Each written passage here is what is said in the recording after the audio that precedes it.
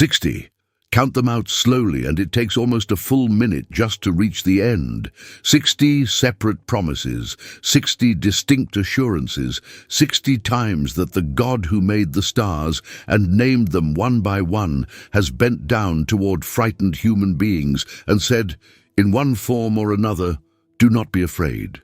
60 is not a random number. It is the number of a thing made complete and then multiplied. 6, the number of man and his labor and his limitation, lifted into 10, the number of fullness and set into the rhythm of time itself.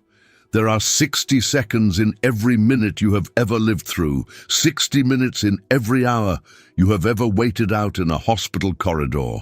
60 minutes in every sleepless hour you have ever spent staring at the ceiling while the fears of tomorrow press down on your chest like a physical weight. And here is what we are going to do together over the hours ahead. For every one of those anxious minutes, for every tick of the clock that has ever carried dread instead of peace, we are going to place a promise. 60 of them. One for every reason you have ever had to be afraid of what is coming. Because something is coming, isn't it? That is why you are here. It is not an abstraction for you. There is a specific thing on the horizon of your life right now. A diagnosis you are waiting on, a bill you cannot see how to pay, a conversation you are dreading, a door that is closing, a child who has wandered somewhere you cannot follow, a body that is aging faster than your plans accounted for. A future that used to feel open and now feels like a narrowing hallway with no lights on. The fear of what is coming is one of the oldest and heaviest burdens the human heart can carry because it steals from you a thing you can never get back. It steals the present moment. It takes today, which may in fact be perfectly fine, perfectly survivable, even quietly full of small mercies. And it fills today with the poison of a tomorrow that has not even arrived and may never arrive in the form you fear. Anxiety is, at its root, the act of suffering something twice, once in the dread of it, and possibly again in the living of it. And God, who loves you more than you have the capacity to imagine, does not want you to suffer it twice. He does not even want you to suffer it once alone. So he made promises, not vague reassurances, not the empty comfort of a well-meaning friend who says, I'm sure it'll all work out while having no power whatsoever to make it work out. God made promises backed by the full weight of his character, his track record, his covenant faithfulness stretching back through every generation of frightened people who came before you and found him to be exactly what he said he was. The Bible, from Genesis to Revelation, is in one sense a single long record of God making and keeping promises to people who were afraid of famine, afraid of enemies, afraid of death, afraid of the future, afraid most of all that they had been forgotten, that in the vast machinery of the universe, their small and trembling life had slipped through the cracks and no one was watching over it anymore. And to every one of them, in every century, God said the same essential thing that he is saying to you right now, today, through this teaching. I see you. I have not forgotten you. I know what is coming because I am already there. And I am telling you the truth when I tell you that you do not need to be afraid. Over the next several hours, we are going to walk through 60 of these promises. We will take them slowly, one at a time, the way you would sip something warm on a cold night rather than gulp it down. We are not going to rush. Rushing is the language of anxiety, and we are learning a different language here, the unhurried language of trust. We are going to look at where each promise was first spoken, and to whom and in what circumstance, because these words were not born in comfortable rooms. They were forged in exile and famine and prison and exile and the shadow of death. They were spoken to slaves and refugees and widows and condemned men and terrified fishermen and a young girl who had just been told her whole life was about to be turned upside down. These are not soft promises made to people who had it easy. These are battle-tested promises, proven under the exact kind of pressure you are under right now. And every single one of them still holds. Not one of them has expired. Not one of them was rescinded. They are as alive and as available to you tonight as they were on the day they were first spoken, thousands of years ago, to someone whose name you may not know, but whose fear you would recognize instantly, because it was the same fear you carry. Before we begin, let me say something to you plainly, from the heart.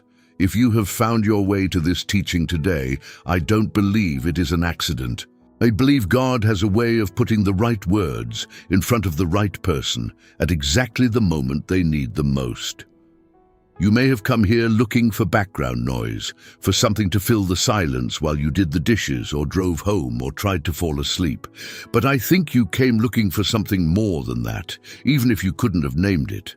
I think part of you is tired of being afraid. I think part of you is ready to set the weight down, at least for a while. And remember that you are held by something stronger than whatever is coming. And I think, over these next hours, if you'll let these promises go down deep, past your ears, past your busy, anxious mind, all the way down into the place where your fear actually lives, something in you is going to begin to settle. Not because your circumstances will necessarily change tonight, but because you will remember promise by promise that you were never facing them alone. Now, before we open the first promise, I want to ask you one simple thing, and then we won't interrupt the teaching again for a long while. If a channel like this one is a place you want to keep coming back to, a steady place to return to each week when the world gets loud and your heart gets heavy, then all I ask is that you subscribe. That's the only thing. It costs you nothing at all. It's completely free, a single tap of your finger, and then it's done. But here is what it means. It means that the next time we release a teaching like this, the next time these words are ready for someone who is lying awake afraid, you won't drift away and miss it. It will find you. You'll be here. Because the truth is, teachings like this one arrive quietly, and if you're not subscribed, the moment passes and you never even know what you missed. So take 1 second, tap subscribe below this video and keep your seat here among us. That's all. And while you're there, before we begin, I'd love for you to do one small thing in the comments. Drop a single word for what you are carrying into this teaching tonight. Just one word. The weight you're hoping to set down. Fear, waiting, grief, money, health. Whatever it is, put the one word down where the rest of us can see it, and let this become a room full of people who came here carrying something and are about to lay it down together. Now, let's begin. Settle in wherever you are.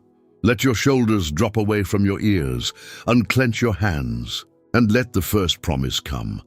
The first promise, fear not, for I am with you. We begin where God himself so often begins, with the simplest and most repeated promise in all of Scripture and also the deepest. In the book of Isaiah, chapter 41, verse 10, God speaks these words to a people who had every earthly reason to be terrified. Fear not, for I am with thee. Be not dismayed, for I am thy God. I will strengthen thee. Yea, I will help thee. Yea, I will uphold thee with the right hand of my righteousness. Consider first who was listening when these words were spoken. This was not a comfortable audience. Isaiah was speaking to the people of Israel about a coming exile, a national catastrophe in which their city would be broken, their temple burned, and the survivors marched hundreds of miles from home to live as captives in a foreign land under a foreign king who worshipped foreign gods. If ever a people had reason to be afraid of what was coming, it was these people. The future they faced was not imaginary, it was real, and it was terrible, and it arrived exactly as it had been foretold. And yet here, on the very edge of that darkness, God does not say, there is nothing to fear. He never says that. God is honest about the reality of the storm. What he says instead is infinitely more powerful. I am with you in it. Notice the structure of the promise, because it is a masterpiece of comfort, built like a staircase descending gently into a frightened heart. First, the command, fear not. Then immediately the reason, for I am with you. God never issues the command to not be afraid without immediately attaching the ground on which that fearlessness can stand. He does not expect you to manufacture calm out of nothing, to grit your teeth and simply decide to feel better. He gives you a reason strong enough to actually carry the weight. I am with you, not I will send help from a distance, not I will watch from heaven and hope for the best. I, the living God, the maker of everything you can see and everything you cannot, am with you. Present tense, right now, in the room, in the waiting, in the hospital, in the empty house, in the hour when you cannot sleep. Then the promise deepens further. Be not dismayed, for I am thy God. The word dismayed means something specific. It means to be so overwhelmed that you look around frantically for a way out and find none. It is the panic of being trapped. And God's answer to that panic is not a strategy or an escape route. His answer is a relationship. I am thy God, yours. Not a distant deity presiding over the universe with cold indifference, but your God, personally, in covenant with you, committed to you the way a father is committed to a child. He will not abandon no matter what comes. And then, 3 times in a row, like a hand reaching down and taking firm hold, he tells you what he will actually do. I will strengthen thee. I will help thee. I will uphold thee. 3 verbs. 3 actions. Strength for when you feel too weak to face it. Help for when the task is beyond you. And upholding, that beautiful word, for when your own legs will not hold you up any longer, when you have reached the end of your own capacity to stand, and something outside of you must bear your weight, or you will fall.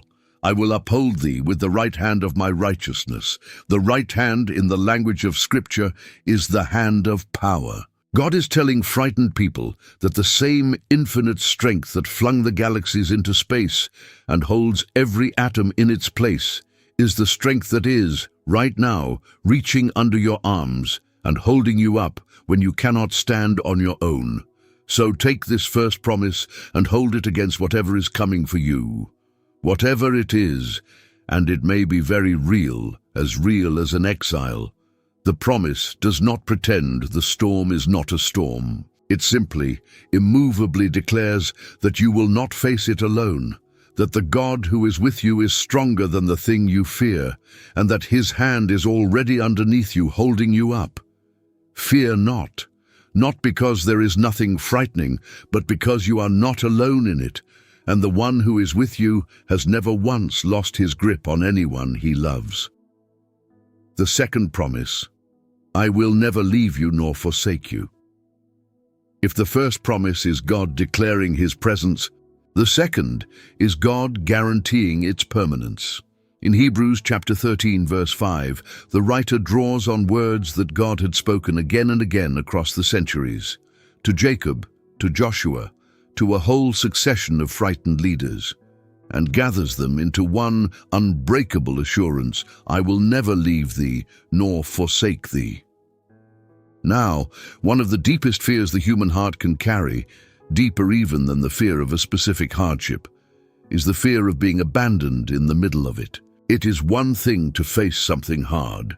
It is another thing entirely to face it and look around and find that everyone who promised to stand with you has quietly slipped away. Many of you know that particular grief from experience. You have been left.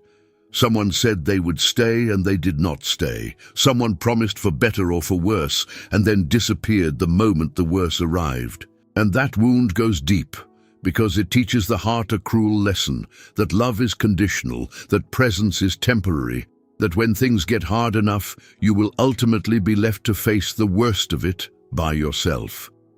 Into that specific wound, God speaks a promise built with a force in the original language that our English translations can barely contain. In Greek, the sentence piles up multiple negatives, one on top of another, in a way that would be grammatically incorrect in English, but is emotionally overwhelming in the original. It is as if God is saying, I will never, no, not ever, no, never, no, not in any way, no, under no circumstances whatsoever, leave you or forsake you. He heaps up the denials because he knows how deep the fear runs. He knows that once you have been abandoned, a single quiet reassurance is not enough. So he stacks the promise as high as it will go, until there is no crack left for the fear to slip through. And notice what this promise is anchored to in Hebrews. The verse before it is about contentment, about being free from the love of money, about not being driven and tormented by the endless fear of not having enough. And the ground of that contentment is exactly this promise. You can be free from the gnawing anxiety of what if I run out? What if I lose it all? What if the future strips everything away? Because the one thing that can never be stripped away is the presence of God, and He has bound Himself never to leave. Everything else you own can be taken. Your health can fail. Your money can vanish. The people you love can go. But the God who said, I will never leave you, cannot be removed from your side by any power in heaven or earth, because He is not staying by your choice or your worthiness or your performance. He is staying by His own oath, sworn on His own unchanging character. And God has never once broken His word. So when you lie awake afraid of what is coming, and the old fear whispers that you will face it alone, that everyone leaves eventually, that when the worst comes, you will be abandoned in it, you can answer that whisper with the piled-up promise of God. He will never leave you. No, not ever. No, not in any way. No, under no circumstances. Whatever is coming, He will be in it with you, and He will still be there when it has passed, and He will never, ever be talked into leaving. The third promise, when you pass through the waters. There is a particular kind of fear that comes not from imagining a hardship, but from being certain of one, from knowing that something difficult is not a possibility, but an appointment already on the calendar. For that fear, God gives the third promise in Isaiah chapter 43, verses 1 and 2. Fear not, for I have redeemed thee, I have called thee by thy name, thou art mine. When thou passest through the waters, I will be with thee, and through the rivers they shall not overflow thee. When thou walkest through the fire, thou shalt not be burned, neither shall the flame kindle upon thee. Read that carefully, because there is something in it that changes everything about how we face what is coming. God does not say if you pass through the waters. He says when. He does not promise a life with no deep waters and no fire. He promises His presence in the waters and in the fire. This is one of the most important things to understand about the promises of God when you are afraid of the future. God very rarely promises to remove the hard thing. What He promises over and over is to be with you inside it and to not let it destroy you. The waters are real, but they will not overflow you. The fire is real, but it will not consume you. You may walk straight into the very thing you have been dreading, and you will come out the other side, singed perhaps, changed perhaps, but alive and still His, and never once alone in the flames. Consider the imagery God chooses. Water and fire, the two most terrifying and uncontrollable forces the ancient world knew. A flood could sweep away an entire village in a night. A fire could reduce a lifetime of labor to ash before morning. These are the forces you cannot bargain with, cannot reason with, cannot outrun. And these are precisely the forces God names, as if to say, even these, even the things you have no power over, even the disasters that come without warning and answer to no one, even those, I will be with you in them, and they will not have the final word over your life. And notice how the promise is grounded. Before God ever mentions the waters or the fire, He establishes who you are to Him. I have redeemed thee. I have called thee by thy name. Thou art mine. This is the foundation on which the whole promise stands. You are not a stranger to God, facing the coming storm as an anonymous face in an indifferent crowd. You have been redeemed, bought back, paid for, reclaimed at enormous cost. You have been called by name. God does not know you as a number or a statistic or a category, but by the specific name that is yours, the name He knew before you were born.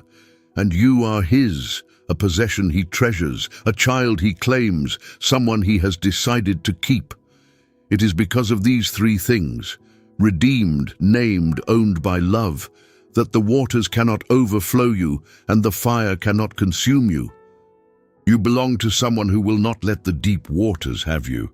Whatever is coming, you are going into it as one who is already spoken for, already redeemed, already His. And the God who paid to make you His own is not about to lose you in the flood.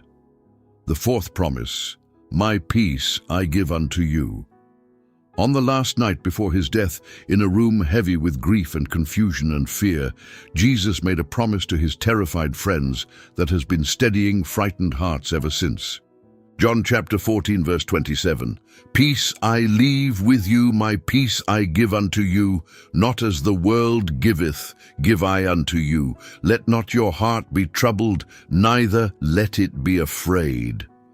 Think about the timing of these words, because the timing is everything. Jesus is not speaking these words on a calm afternoon with nothing on the horizon. He is speaking them hours before His arrest, hours before the torture and the trial and the cross. He knows exactly what is coming, knows it in agonizing detail, and it is genuinely terrible. And His disciples, though they do not yet fully understand, can feel the darkness gathering. The mood in that upper room is one of dread. Something is coming, and everyone in the room can sense it. And it is precisely into that atmosphere, not in spite of the coming darkness, but directly into the teeth of it, that Jesus says, Peace, my peace.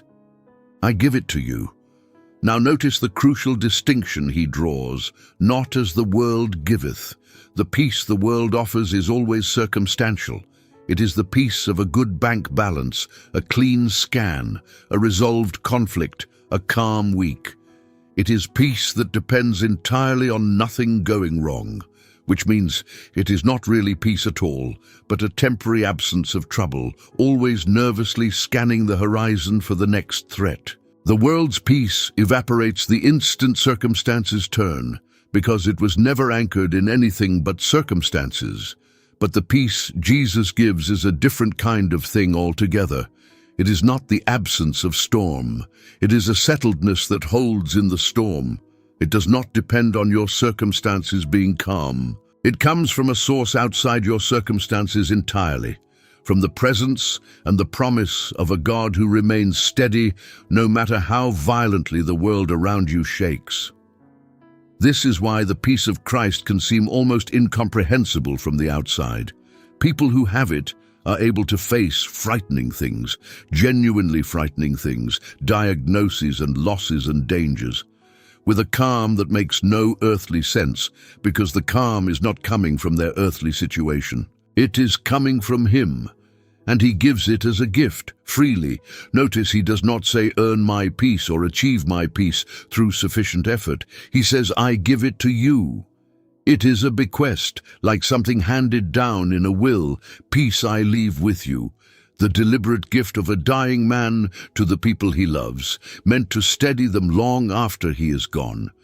So when your heart is troubled about what is coming, hear the voice of Jesus in that upper room, speaking to you as directly as He spoke to them. Let not your heart be troubled. It is, in a sense, both a command and a permission. Permission to lay down the trouble you have been carrying, because it has been placed into far stronger hands than yours. His peace is not something you have to generate. It is something you receive. Open your hands and take it. The fifth promise, I know the thoughts I think toward you. Much of the fear of the future comes down to one terrible suspicion, that no one is actually in charge, or that if someone is, they do not have your good in mind. That the future is random or hostile or indifferent, a series of things that will simply happen to you, with no purpose and no plan and no one steering. Against that specific suspicion, God speaks the fifth promise in Jeremiah chapter 29, verse 11. For I know the thoughts that I think toward you, saith the Lord, thoughts of peace and not of evil, to give you an expected end. Once again, the setting transforms the meaning. These words were written to people in exile, the very exile the first promise was warning about. By the time Jeremiah writes this, the catastrophe has already happened. The city is broken. The people are captives in Babylon, far from home, wondering if God has forgotten them entirely, wondering if their future holds anything but slavery and sorrow. And it is to those people, not to comfortable people with bright prospects, but to displaced and defeated captives, that God says, I know the thoughts I think toward you. That word thoughts can also be translated plans. God is saying, I have plans for you, and I want you to know what kind of plans they are. Because that is the real question, isn't it? Not just is anyone in charge, but if someone is in charge, are they for me or against me? And God answers that question directly and unmistakably. Thoughts of peace and not of evil. The plans God holds toward you are plans for your welfare, your wholeness, your ultimate good, not plans to harm you, not plans to crush you, not the schemes of a hostile universe.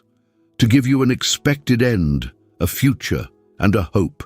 There is an end being aimed at, a destination, and it is good. Your life is not a series of random events tumbling toward nothing.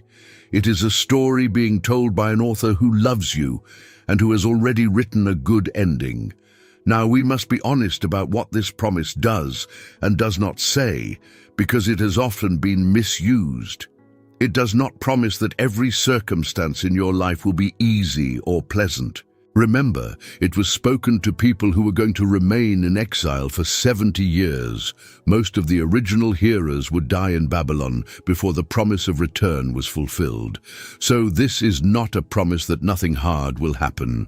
It is a promise about the ultimate trajectory and intention of God toward you. Through the hard things and the long waiting and even the parts of the story you will not live to see finished, God's disposition toward you never once turns hostile. His thoughts toward you are thoughts of peace. Even when the immediate chapter is painful, the author is good, and the ending he is writing toward is good, and you can face the coming pages without terror because you know the heart of the one holding the pen.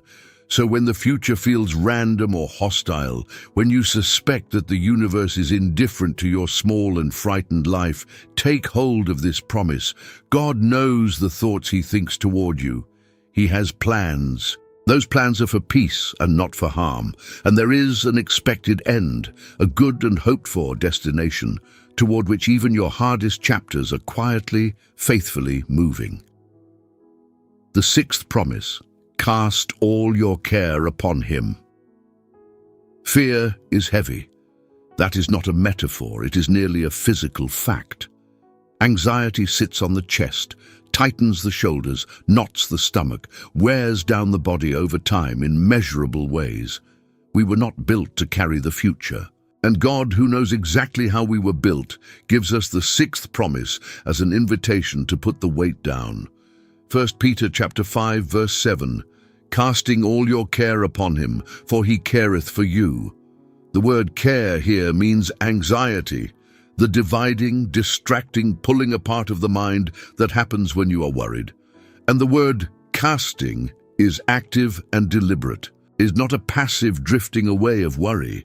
It is a decisive act of throwing something off yourself and onto someone else. Peter is describing something you actually do, a transfer of weight. You take the thing you have been carrying, the crushing bundle of what-ifs and what-thens, and you hurl it off your own back and onto the back of God, who is infinitely able to carry what would break you. But here is the part that transforms the whole command, the part without which it would just be one more impossible spiritual instruction. Peter tells you why you can do this, for he careth for you. You can cast your anxiety onto God because God cares about you. This is not a distant deity who tolerates your existence and would prefer not to be bothered with your small worries. This is a Father whose care for you is so real, so personal, so attentive, that he wants you to bring him the weight. He's not annoyed by your anxiety. He is not tapping his foot waiting for you to get your act together and stop bothering him with your fears. He cares. The word means it matters to him. You matter to him, and what happens to you matters to him, and the fact that you are lying awake afraid matters to him. He is leaning in, not pulling away. Think about what it means to be invited to do this. Imagine carrying something impossibly heavy up a long hill, exhausted, certain you cannot make it, and someone far stronger than you walks up beside you and says, "Give it to me, I've got it, you don't have to carry that." The relief of it, the sudden lightness, that is what this promise offers, except the one offering to carry your burden is not merely stronger than you.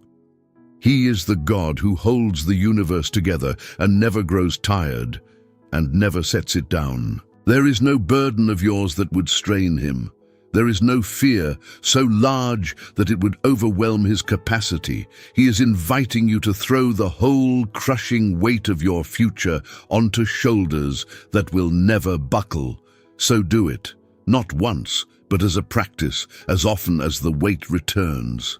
Every time you feel the future settling back onto your chest, every time the what-ifs start their grinding again, cast it. Throw it off yourself and onto him. Say it plainly if you need to. This is too heavy for me, and you have told me to give it to you, so here it is. And then leave it there. The astonishing thing about this transaction is that God never once hands the burden back and says it was too much. He carries it. Because he cares for you, the seventh promise, be careful for nothing. Closely tied to the sixth is the seventh, one of the most beloved and practical promises in all of Scripture, given to us through Paul in a letter he wrote from prison. Philippians chapter 4, verses 6 and 7, be careful for nothing, but in everything by prayer and supplication with thanksgiving, let your requests be made known unto God. And the peace of God, which passeth all understanding, shall keep your hearts and minds through Christ Jesus. The old English phrase, be careful for nothing, does not mean be careless. In the language of the time, careful meant full of care, full of anxiety. So the command is, do not be full of anxiety about anything. And once again, God does not simply issue the command and leave you to figure out how to obey it. He gives you the exact mechanism, the specific practice by which anxiety is displaced. In everything, not some things, not just the big things, but everything, by prayer, by supplication, with thanksgiving, let your requests be made known to God. This is the divine prescription for a frightened heart, and it has three ingredients worth pausing on. First, prayer. Simply turning toward God and speaking to him, bringing the matter into his presence instead of letting it churn endlessly in the closed loop of your own mind. So much of anxiety is the mind running the same frightening scenario over and over with no exit. Prayer breaks the loop by introducing a listener, by taking the fear out of the sealed room of your own head and speaking it aloud to someone who can actually do something about it. Second, supplication, specific, honest asking. Not vague spiritual sighing, but naming the actual thing you need and asking God for it directly. Tell him what you are afraid of. Tell him what you want him to do. He is not fragile. He can handle your specific, desperate requests. And third, this is the one we most often skip, with thanksgiving. Paul says to bring your anxious requests to God, wrapped in gratitude. This is not a denial of the hard thing. It is a deliberate act of remembering in the middle of the fear that God has been faithful before. Thanksgiving is the practice of looking back at every other frightening moment you were sure you would not survive. And here you are, still standing, still held. It anchors the frightened present to a remembered faithfulness, and it reminds your anxious heart that the God you are asking is a God with a track record. Gratitude and terror cannot fully occupy the same space. Where thanksgiving genuinely enters, fear begins, at least a little, to loosen its grip. And then comes the promise, the result of the practice.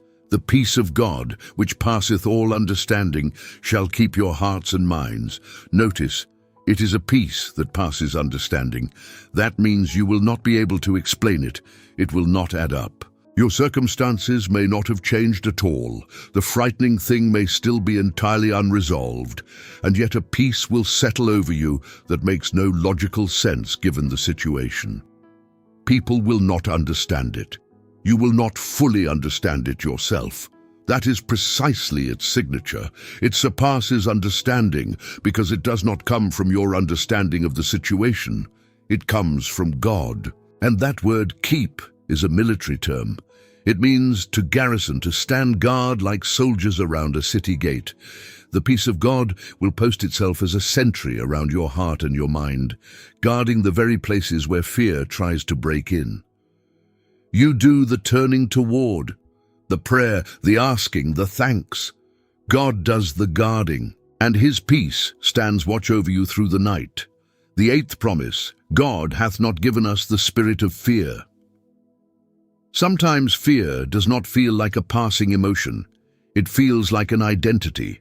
It feels like who you are, a fearful person, an anxious person, someone constitutionally prone to dread, as though it were written into your very makeup and there is nothing to be done about it. Against that lie, God speaks the eighth promise through Paul to a young and frightened church leader named Timothy. 2 Timothy chapter 1 verse 7. For God hath not given us the spirit of fear, but of power and of love and of a sound mind. The context matters deeply here. Paul is writing to Timothy, a younger man he loves like a son, who is facing intimidating opposition and appears to be shrinking back, tempted to let fear silence him.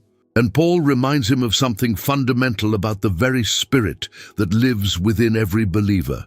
The disposition of fear, the cowering, cringing, gripped by dread spirit that is not from God. God did not hand you that.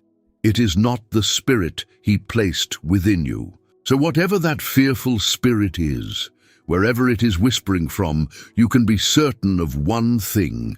It is not the voice of God, and it is not the identity God has assigned to you. And then Paul names what God has given, and it is a magnificent trio that stands directly opposed to fear. First, power, not the frantic, brittle strength of a person white-knuckling their way through life, but a genuine God-given capacity to face what comes. Where fear says you cannot handle this, the spirit of power answers you have been given strength for exactly this. Second, love, because fear, at its core, is deeply self-focused. It curls the soul inward around its own survival. Love does the opposite. It turns the heart outward, and Scripture tells us plainly that perfect love casts out fear. The more your heart is filled with love, the love of God for you, and your love flowing back toward Him and toward others, the less room there is for fear to occupy. Love, quite literally, crowds fear out. And third, a sound mind. Some translations render it self-discipline or self-control, but the idea is a mind that is calm, ordered, clear thinking, no longer spinning in the chaos of anxious speculation.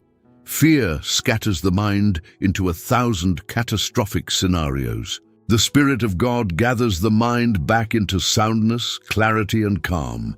So the next time fear tries to tell you that this is simply who you are, that you are at your core an anxious and fearful person and always will be, you can answer it with the certainty of this promise. That is not who you are. That spirit of fear was not given to you by God, and it does not define you.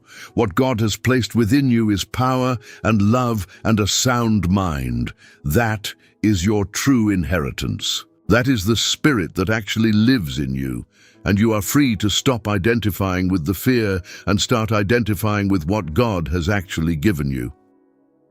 The ninth promise: the Lord is my shepherd.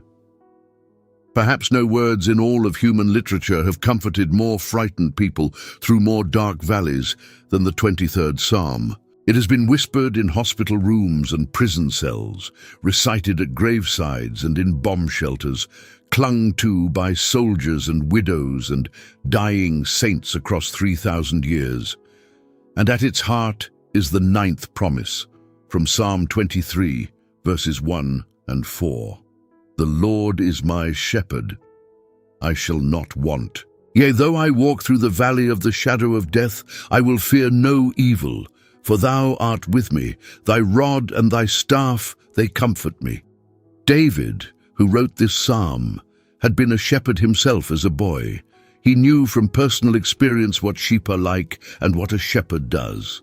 And so when he reaches for an image to describe how God relates to him, he reaches for the most intimate and practical relationship he knows, the shepherd and the sheep. Sheep are not capable animals. They cannot defend themselves. They have no fangs, no claws, no speed, no cunning. They are almost entirely dependent on the shepherd for everything, for finding food, for finding water, for protection from predators, for rescue when they wander, for care when they are injured. And David looks at his own frightened, dependent, vulnerable life and says, "That is me, and the Lord is my shepherd." Now walk with David into the valley, because this is where the promise touches your fear directly. Yea, though I walk through the valley of the shadow of death, notice once more that God does not promise a path that avoids the valley. The valley is on the route. Sometimes the only way to greener pasture is straight through the dark ravine where predators lurk and the shadows are long and death itself casts its shade across the path. David does not pretend the valley does not exist, but watch what he says in the middle of it. I will fear no evil. Why? Not because the valley isn't dangerous, not because there is nothing there to fear, for thou art with me. There it is again. The same foundation beneath every promise in this entire teaching, the presence of God. David can walk through the darkest valley without terror, not because the valley is safe, but because the shepherd is there, walking beside him, and the shepherd is more than a match for anything the valley holds. And notice one small, precious grammatical shift that has comforted careful readers for centuries. Through the first 3 verses of the psalm, David speaks about God. He makes me lie down, he leads me, he restores my soul. God is spoken of in the 3rd person at a slight distance, but the moment David enters the valley, the very moment the darkness closes in, the language changes. Suddenly, it is no longer he, but thou. For thou art with me. In the valley, God is no longer spoken about from a distance. He is spoken to face, right there. The darkness, far from driving God away, brings him closer than ever. It is often precisely in the valley, precisely in the thing you were most afraid of, that the presence of God becomes most real, most immediate, most personally with you. The rod and the staff, the shepherd's tools for driving off predators and for gently guiding wandering sheep back to the path, become a comfort, because they are evidence that the shepherd is armed, attentive, and near. So when you walk into your own valley, and you may be walking into it right now, or seeing it approach, remember the shepherd. You are not a capable animal facing the valley on your own strength. You are a beloved and cared for sheep, and the one walking beside you has never lost a single one of his flock in the dark. You shall not want, and you need not fear, for he is with you all the way through until the valley opens out again into green pasture on the other side. The 10th promise, come unto me, all ye that labor. We have reached the 10th promise, and it is an invitation so tender that it has drawn exhausted people to Christ for 2,000 years. Matthew chapter 11, verses 28 through 30. Come unto me, all ye that labor and are heavy laden, and I will give you rest. Take my yoke upon you, and learn of me, for I am meek and lowly in heart, and ye shall find rest unto your souls. For my yoke is easy, and my burden is light. Listen to who is invited, all ye that labor and are heavy laden. That is not a special category of especially holy people. That is you, if you are tired. That is you, if the weight of what you are carrying has worn you down. That is you, if you are laboring under a load that is too heavy. The load of fear, the load of responsibility, the load of trying to hold your whole life together by sheer effort and will. Jesus does not say, "Come to me," when you have rested up and pulled yourself together. He says the exact opposite. Come as the weary. Come as the heavy laden. Come in the condition you are actually in right now, exhausted and afraid, and he will give you rest. And notice what he offers, because it is subtle and beautiful. He does not simply say, "Put down every burden and carry nothing." He says, "Take my yoke upon you."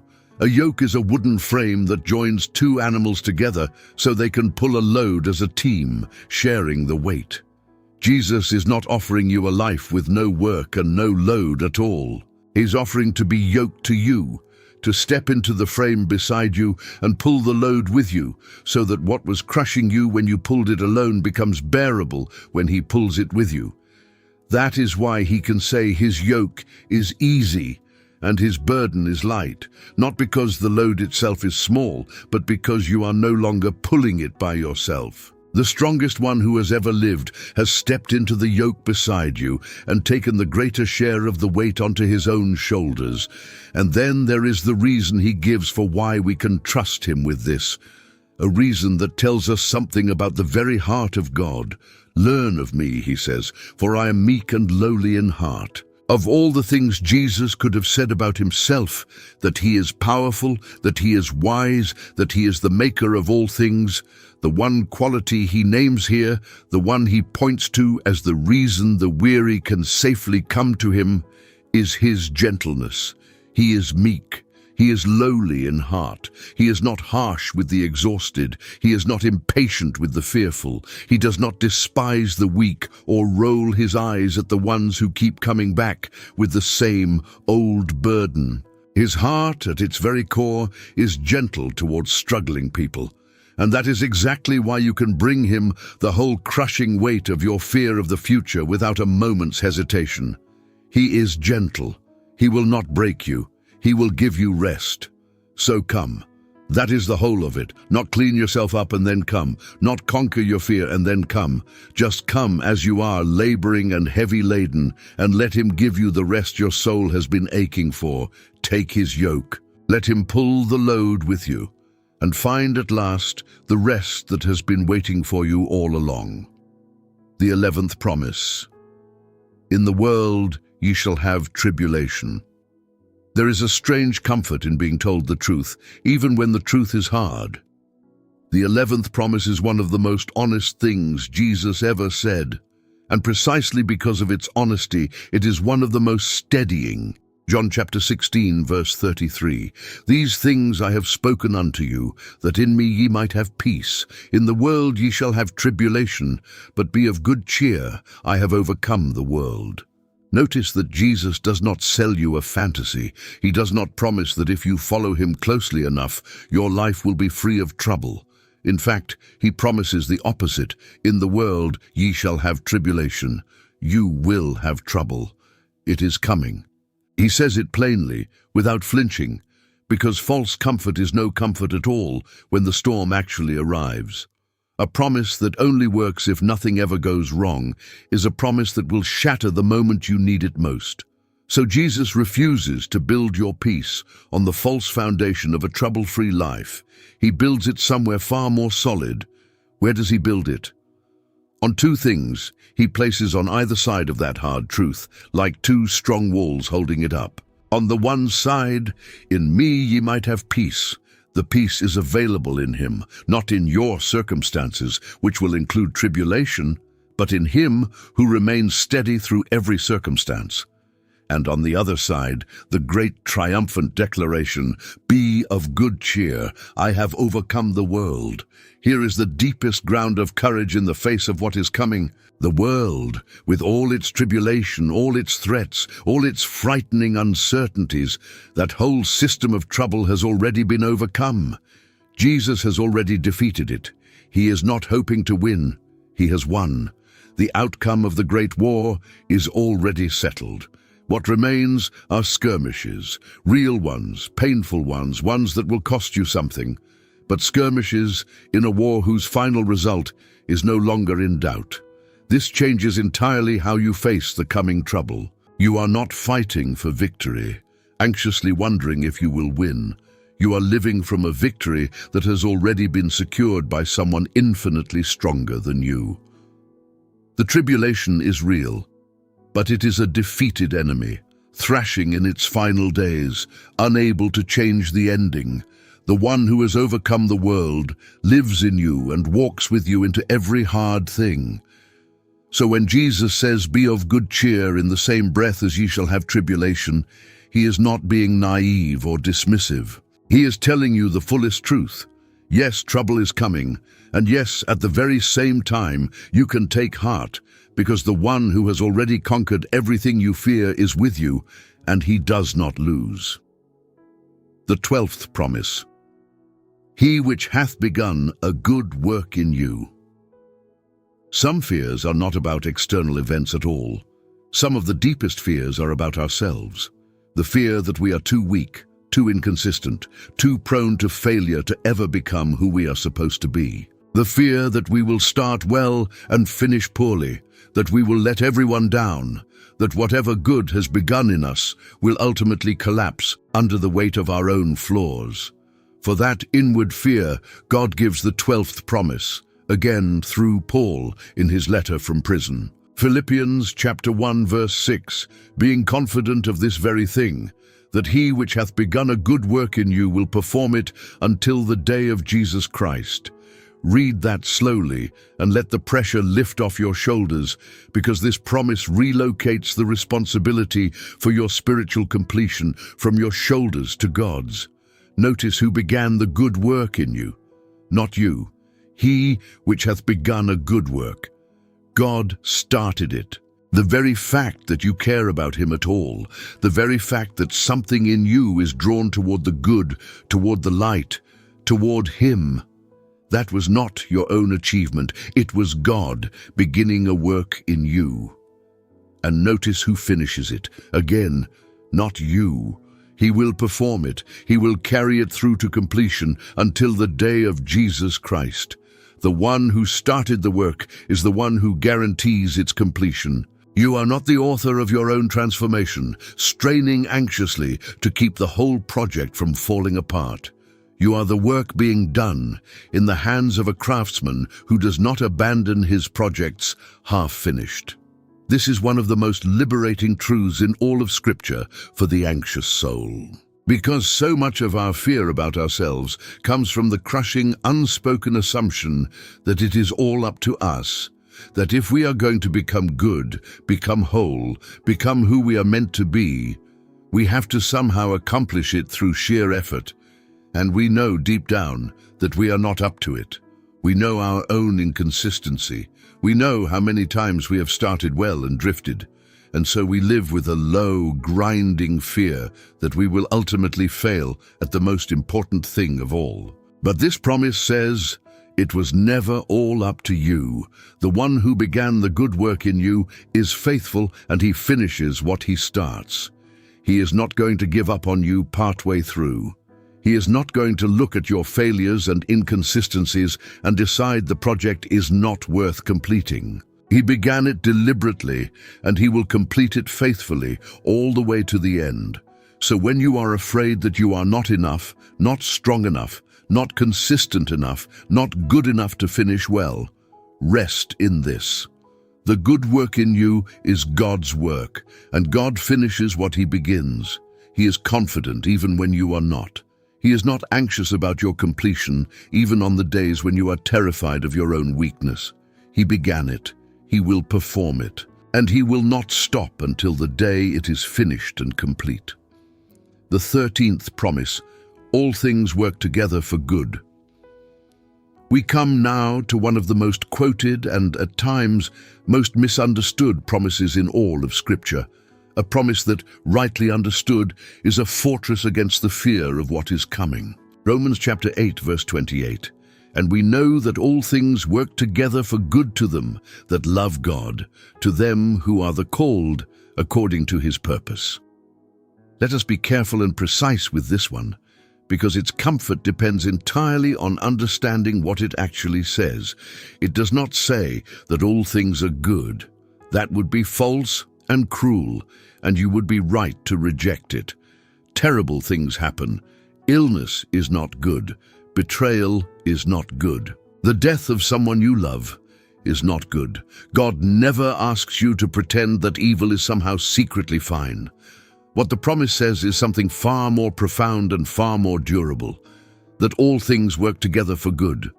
The individual ingredients may be bitter, some of them terribly bitter, but God is working them together, combining them, weaving them into a larger whole in which the final result is good, even when the individual threads are dark. Think of it like a master weaver working at a loom. If you looked only at the back of the tapestry while it was being made, you would see a chaos of knots and loose threads and seemingly random dark colors, with no discernible pattern. It would look like a mess, like a mistake. But that is because you are seeing it from the wrong side. On the other side, the side the weaver sees, every one of those threads, including the dark ones, especially the dark ones, is being worked into a picture of stunning beauty that could not exist without them. The dark threads are not mistakes. They are essential to the design. Remove them and the picture collapses. And that is God's promise about your life, that he is weaving all of it, the bright threads and the dark ones, the joys and the losses, the answered prayers and the crushing disappointments, into a whole that is good. A picture you cannot yet see from where you sit, but that he can see and that he is faithfully, skillfully bringing into being. And notice the boundary the promise draws. To them that love God, to them who are the called according to his purpose.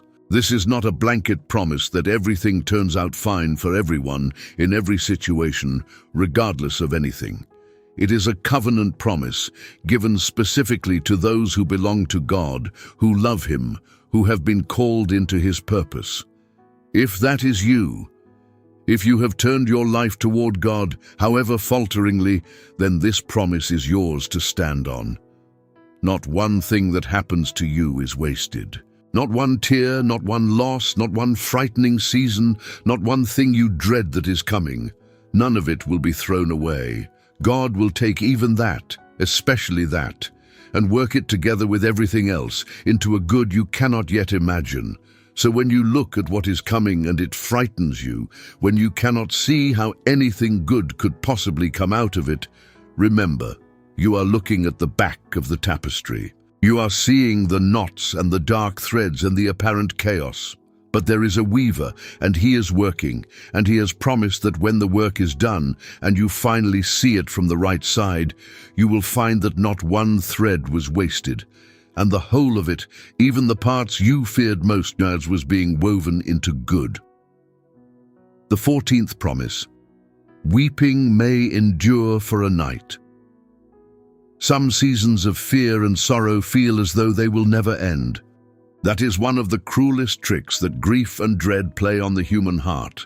They convince you that the darkness is permanent, that this night has no morning, that you will feel this way forever. Against that particular lie, God gives the 14th promise in Psalm 30 verse 5.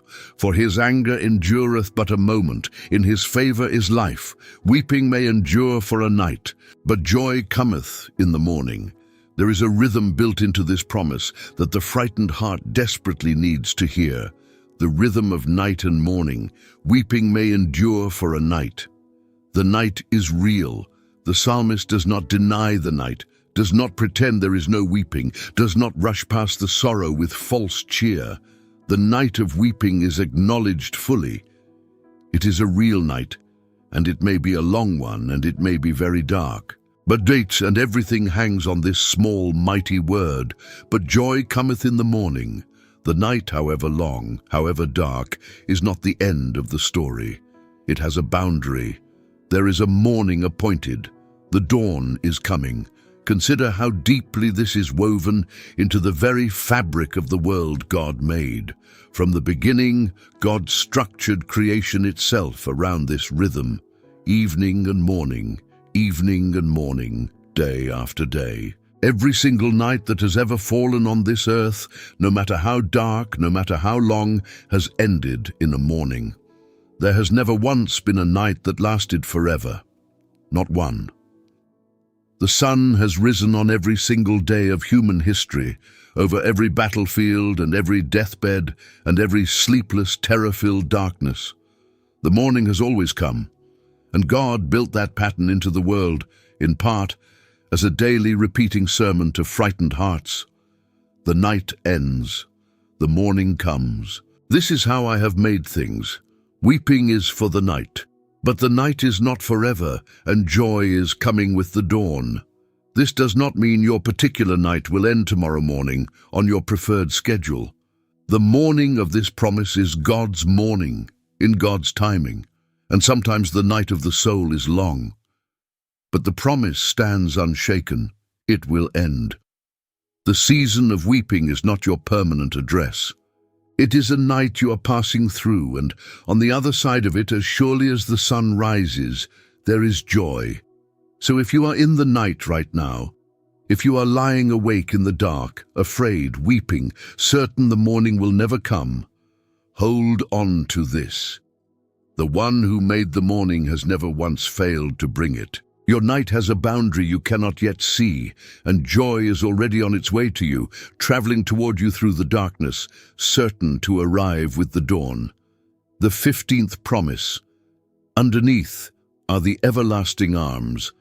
There is a fear that comes at the very bottom, the fear you feel when you have fallen as far as you can fall, when every support has given way, when you are certain there is nothing left beneath you but the abyss. For that fear, that bottom of everything fear, God gives the 15th promise in Deuteronomy chapter 33, verse 27. The eternal God is thy refuge, and underneath are the everlasting arms. Underneath. That is the word to hold on to. When you fall, and sometimes in life you do fall all the way down, past every handhold, past every ledge you thought would catch you, there is a question that terrifies the human soul. What is at the bottom? Is there anything down there but hard ground and ruin? Is there anything beneath the very bottom of my strength, my hope, my capacity to endure? And this promise answers that question with words of unspeakable comfort.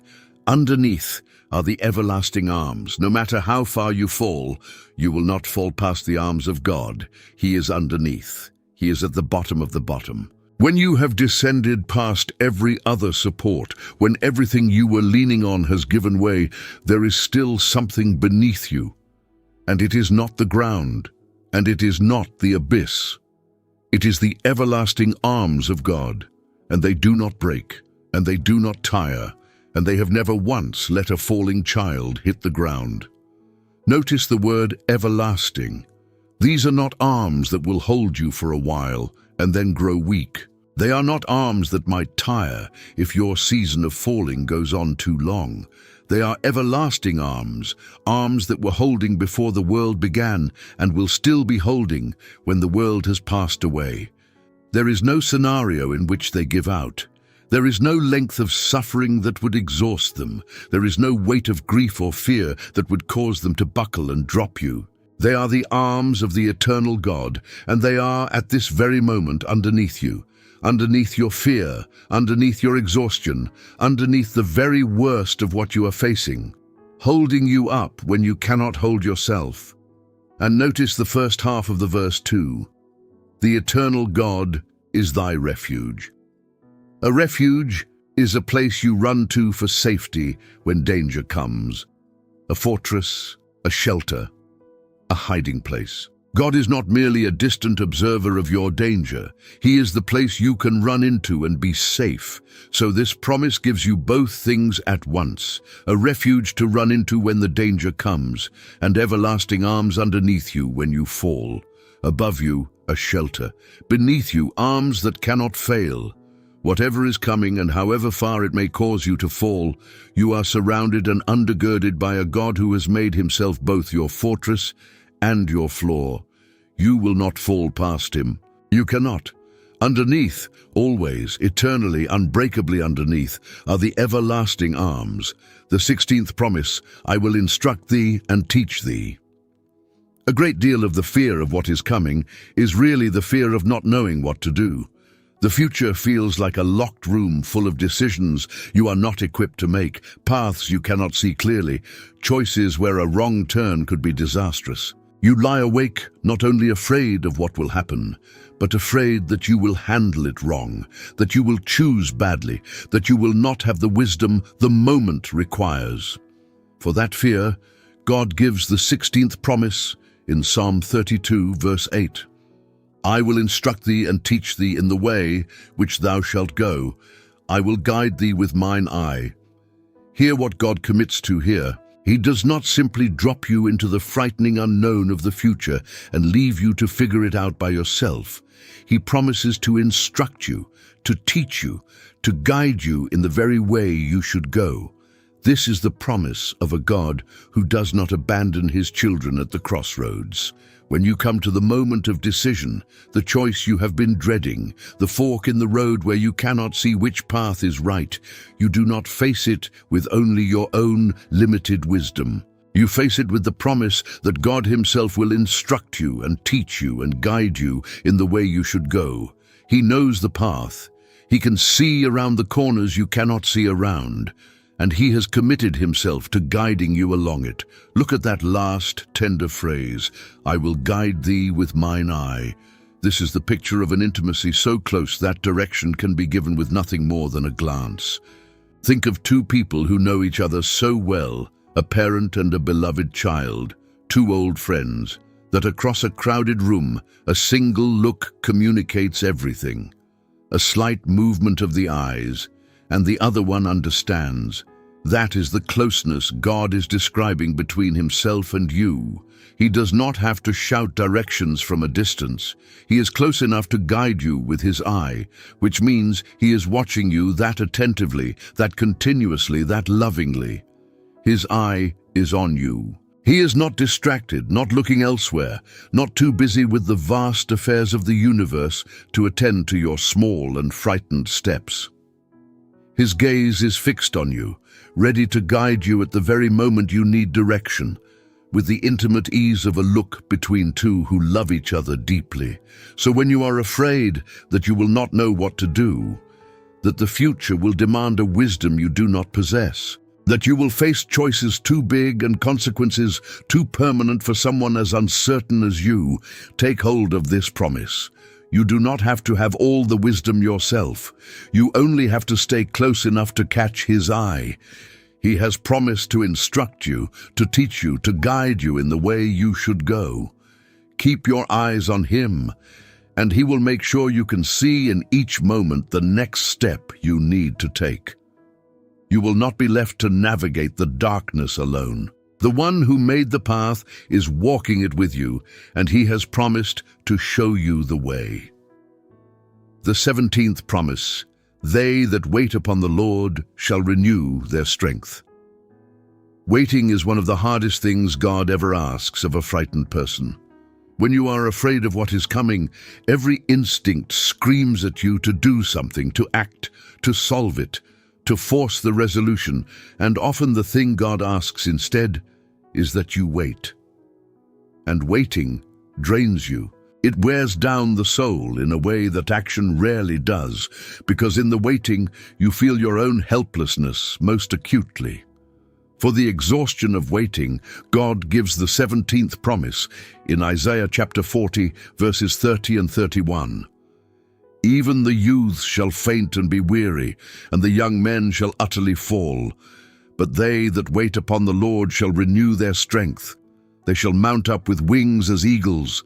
They shall run and not be weary, and they shall walk and not faint. Notice first the honest acknowledgement of human limitation.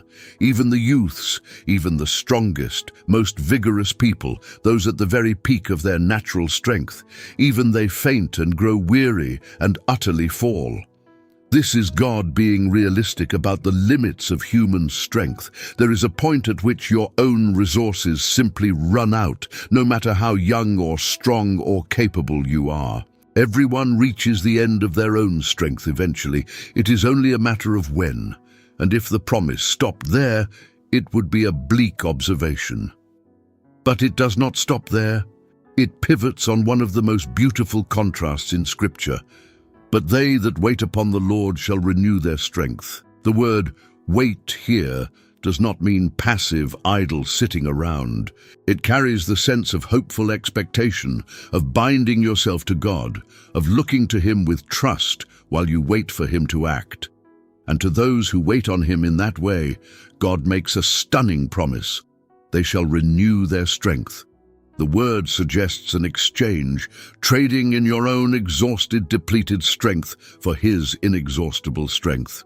It is not that you find a hidden reserve of your own willpower you did not know you had. It is that you receive a strength that is not yours at all, God's own strength poured into you, replacing what you have spent. This is why waiting on the Lord is not weakness or passivity. It is the very means by which the frightened and exhausted soul is refilled from a source that never runs dry. And look at the threefold picture of what that renewed strength looks like, because it descends in a beautiful and deliberate order. First, they shall mount up with wings as eagles, soaring, rising above the storm, lifted high on the wind. That is the mountaintop experience, the moment of exhilaration. But we do not live on the mountaintop. So next, they shall run and not be weary. The strength for the active seasons, the demanding stretches where much is required and you must keep moving. And finally, most tenderly of all, they shall walk and not faint. This is the strength for the ordinary day. The plain, unglamorous one foot in front of the other walking that most of life actually consists of. And notice, the promise saves the humblest image for last, as if to say that the greatest miracle is not the soaring, but the plodding, the strength to simply keep walking through an ordinary, difficult, frightening season without collapsing. If all you can do today is put one foot in front of the other, that is not failure. That is the promise being fulfilled. You are walking and not fainting, and you are doing it on strength that God is renewing in you as you wait on Him. The 18th promise, God is our refuge and strength. When the very ground beneath your life seems to be shaking, when the things you thought were solid and permanent begin to give way, when the world itself feels unstable and the future feels like it could collapse at any moment, you need a promise built for earthquakes. God gives it in Psalm 46, verses 1 through 3. God is our refuge and strength, a very present help in trouble. Therefore will not we fear, though the earth be removed, and though the mountains be carried into the midst of the sea, though the waters thereof roar and be troubled, though the mountains shake with the swelling thereof. Look at the sheer scale of the catastrophe the psalmist imagines here, because it is deliberately extreme. The earth being removed, the mountains, the very symbols of permanence and stability, the things that have stood unchanged for all of human memory, being carried into the sea, the waters roaring. This is the language of total upheaval, the collapse of everything that seemed most solid and most permanent. The psalmist is imagining the worst-case scenario, the complete undoing of the stable world. And what is his conclusion in the face of all that? Therefore will not we fear, not therefore we will be terrified, not therefore all hope is lost, but therefore will not we fear, because even if the mountains themselves are shaking, God is not shaking. Even if everything that seemed permanent gives way, God remains unmoved, our refuge and our strength. And that phrase in the middle deserves to be lingered over. a very present help in trouble. Not a distant help. Not a help that has to be summoned from far away and might arrive too late. A very present help, a help that is already here, already on the scene, already at hand the moment the trouble begins. God is not a resource you have to travel to reach in your crisis. He is present in the crisis, right in the middle of the trouble, closer than the trouble itself. When the earth shakes, he is already there. When the waters roar, he is already present. You do not have to wonder whether help will come in time. The help is a very present help. It is already with you before you even call. This is the promise for the seasons when everything feels like it is falling apart, when the stable things prove unstable, when the mountains you were leaning on are carried into the sea, when the future feels like it could collapse into chaos at any moment. In those seasons, the promise does not tell you the mountains will not shake. Sometimes they do shake. Sometimes the solid things really do give way. What the promise tells you is that there is one who does not shake, one refuge, one strength, one very present help who remains steady and unmoved while everything else is in upheaval. And you can run to him and be safe. So when your world is shaking, do not fix your eyes on the trembling mountains. Fix them on the God who does not tremble. He is your refuge. He is your strength. He is a very present help, already here, right in the middle of the trouble with you. Therefore, even now, even in this, you need not fear. The 19th promise, I am the Lord that healeth thee. For many of the fears that keep us awake, the thing we dread is bound up with the body, our own health, or the health of someone we love. The fear of the diagnosis, the fear of the decline, the fear of a body that is failing or a loved one slipping away. For that deep and primal fear, God speaks the 19th promise, first given to Israel in Exodus chapter 15, verse 26. I am the Lord that healeth thee. This is one of the great names of God, revealed early in the story of his people, Jehovah Rapha, the Lord who heals, and it tells us something essential about his character and his heart toward broken and hurting bodies. God is not indifferent to your physical suffering. He is not a distant deity who cares only about souls and ignores the aching, failing, frightened body that carries you through this world. He revealed himself deliberately as the Lord that heals, as one whose very nature includes the restoration of what is broken, the mending of what is damaged, the making whole of what has come apart. Healing is not foreign to his character. It flows out of who he is. Now we must hold this promise with both faith and wisdom, because the question of healing is tender and sometimes painful.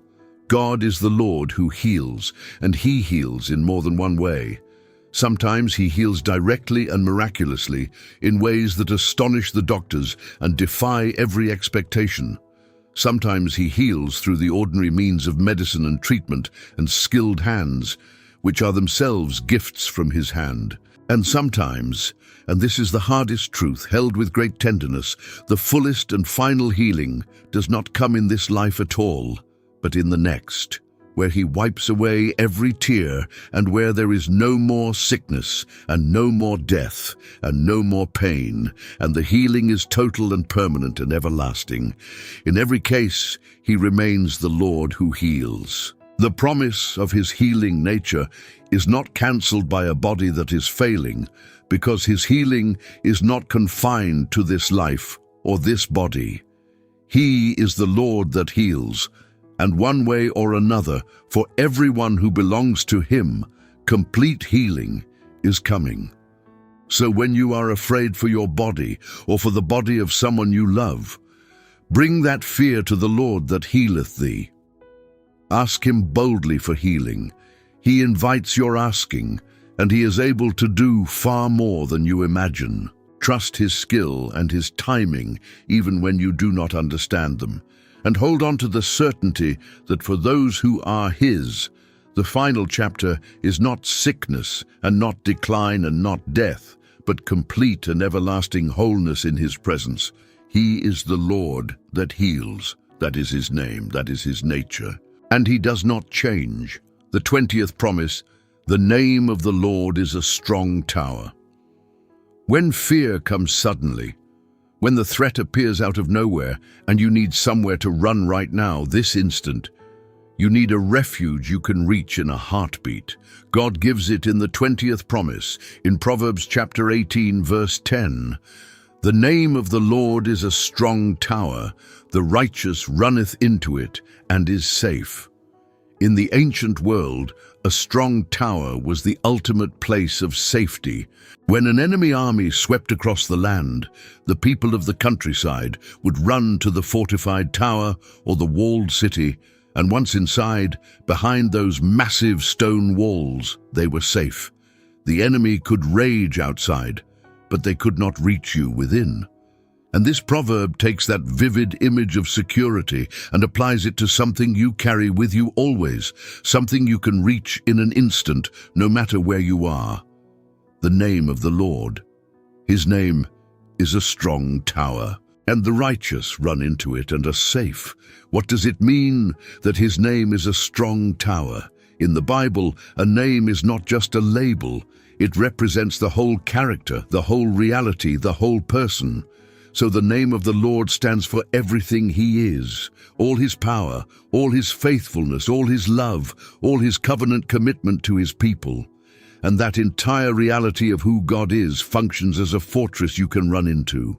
When fear strikes suddenly and you need safety immediately, you do not have to travel anywhere. You do not have to complete some lengthy ritual. You simply turn your heart toward God, call on his name, run into the reality of who he is, and you are inside the tower behind walls that no fear can breach. Notice how immediate this is. The righteous runneth into it and is safe. It is quick. It is available. It requires only that you run. In the moment of sudden terror, the phone call with bad news, the frightening symptom, the crisis that erupts without warning, there is a place to run that is always open, always near, always strong enough. The name of the Lord. You speak it. You call on him. You turn and run into the reality of his presence and his power and his faithfulness. And the promise is not that you might be safe or that you will feel a little better. The promise is that you are safe, inside the strong tower, behind unbreakable walls, sheltered by the very character of Almighty God. While whatever you feared rages harmlessly outside the walls, it cannot cross. So learn to run quickly. When fear comes, do not stand out in the open trying to fight it with your own strength. Run to the name of the Lord, the strong tower that is always standing, always open, always near. Call on him and be safe. The 21st promise, be strong and of a good courage. When Moses died and the enormous task of leading an entire nation fell onto the shoulders of a man named Joshua, God knew that Joshua would be afraid. Stepping into a role that large, facing enemies that fierce, carrying responsibility that heavy, of course he would be afraid. And so God gave Joshua and gives you the 21st promise in Joshua chapter 1 verse 9. Have not I commanded thee? Be strong and of a good courage, be not afraid, neither be thou dismayed. For the Lord thy God is with thee whithersoever thou goest. Notice that courage here is framed as a command. Have not I commanded thee? Be strong and of a good courage. At first that might seem strange. How can courage be commanded? You cannot simply order someone to stop feeling afraid. But look at what the command is anchored to, because the anchor is what makes the command possible. For the Lord thy God is with thee whithersoever thou goest.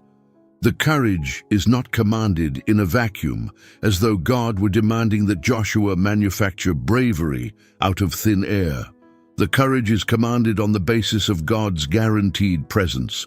God is essentially saying, because I am with you, everywhere you go, into every situation without exception, you can be strong. You have grounds for courage. So take hold of the courage that my presence makes available to you. This is how biblical courage works, and it is entirely different from the world's version. The world says courage means believing in yourself, summoning strength from within, being confident in your own abilities. But that kind of courage is only as strong as you are, and you know in your honest moments how limited that is. Biblical courage is not confidence in yourself. It is confidence in the God who is with you. It does not depend on your being adequate to the task. It depends on His being adequate, and on His promise never to leave your side. Joshua was not asked to be brave because he was up to the challenge on his own. He was told to be brave because God would be with him everywhere he went. The courage flowed not from Joshua's strength, but from God's presence. And look at the beautiful scope of the promise, whithersoever thou goest, wherever you go. Not just to the pleasant places, not just to the safe assignments, but wherever you go, into the battle, into the unknown, into the very thing you are dreading. There is no place you can go where God's presence will not go with you. There is no frightening future you can walk into alone, because He has promised to be with you wherever you go. So when you face something that requires more courage than you feel you have, do not look inward and try to find bravery you do not possess. Look to the promise. The Lord your God is with you wherever you go, and on that basis, on that unshakable, guaranteed presence, you can be strong and of a good courage. You can face what is coming, not because you are strong enough, but because He is with you. And He is. The 22nd promise, casting down imaginations. So much of our fear of the future lives not in reality, but in imagination. The mind runs ahead into scenarios that have not happened and may never happen, constructing elaborate towers of dread out of pure speculation, and then treating those imagined catastrophes as though they were already real. For that particular tyranny of the anxious imagination, God gives a promise and a weapon through Paul in 2 Corinthians chapter 10, verses 4 and 5. For the weapons of our warfare are not carnal, but mighty through God to the pulling down of strongholds, casting down imaginations, and every high thing that exalteth itself against the knowledge of God, and bringing into captivity every thought to the obedience of Christ. Look closely at the word imaginations. Paul understood something that anxious minds know all too well, that some of our most powerful enemies are not external at all, but are the strongholds we build inside our own heads. The imagined futures, the rehearsed disasters, the towering constructions of what if that come to dominate our thinking and terrorize our hearts. These are called strongholds for a reason. They are fortified. They feel unassailable. Once the anxious mind has built one of these towers of dread, it can seem impossible to dismantle. The frightening thought returns again and again, growing stronger with each repetition, until it feels less like a possibility and more like a settled fact. But look at what Paul says about these mental strongholds. They can be pulled down. They are not permanent. They are not unassailable after all. There is a weaponry, mighty through God, for casting down these imaginations, for demolishing the towers of dread the anxious mind constructs. And the specific weapon Paul names is this: bringing into captivity every thought to the obedience of Christ. This is the practice of taking a frightening runaway thought the moment it appears, before it can build itself into a stronghold, and capturing it, arresting it, holding it up against the truth of Christ. You do not have to passively watch as the anxious thought runs wild and constructs its tower of terror. You can take that thought captive. You can seize it as it arises and ask, is this true? Does this line up with what God has promised? Or is this imagination exalting itself against the knowledge of God? This is one of the most practical promises for the frightened mind in all of Scripture, because it tells you that you are not helpless before your own anxious thoughts. The runaway imagination is not your master. When the mind begins to race ahead into the imagined catastrophe, you have been given the power, mighty through God, to catch that thought, to hold it up to the light of what God has actually said, and to bring it into captivity, to make it bow to the truth of Christ rather than letting it rule over you. The imagined disaster loses its power the moment you drag it out of the shadows of speculation and into the light of God's promises. Cast it down. Take it captive. Do not let the towers of what-if stand unchallenged in your mind, because you have been given in Christ the power to pull them down. The 23rd promise. He careth for the sparrows. Sometimes the fear underneath all our other fears is the quiet, terrible suspicion that we do not matter, that we are too small, too insignificant, too easily overlooked for God to really concern himself with the details of our particular life. Against that suspicion, Jesus offers the 23rd promise in Matthew chapter 10, verses 29 through 31. Are not 2 sparrows sold for a farthing, and one of them shall not fall on the ground without your Father, but the very hairs of your head are all numbered. Fear ye not, therefore, ye are of more value than many sparrows. Look at how Jesus builds this argument, because it moves from the smallest thing to the most tender detail, and it is designed to dismantle the fear of insignificance completely.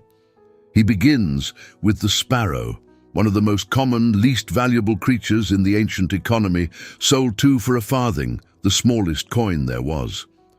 A sparrow was worth almost nothing.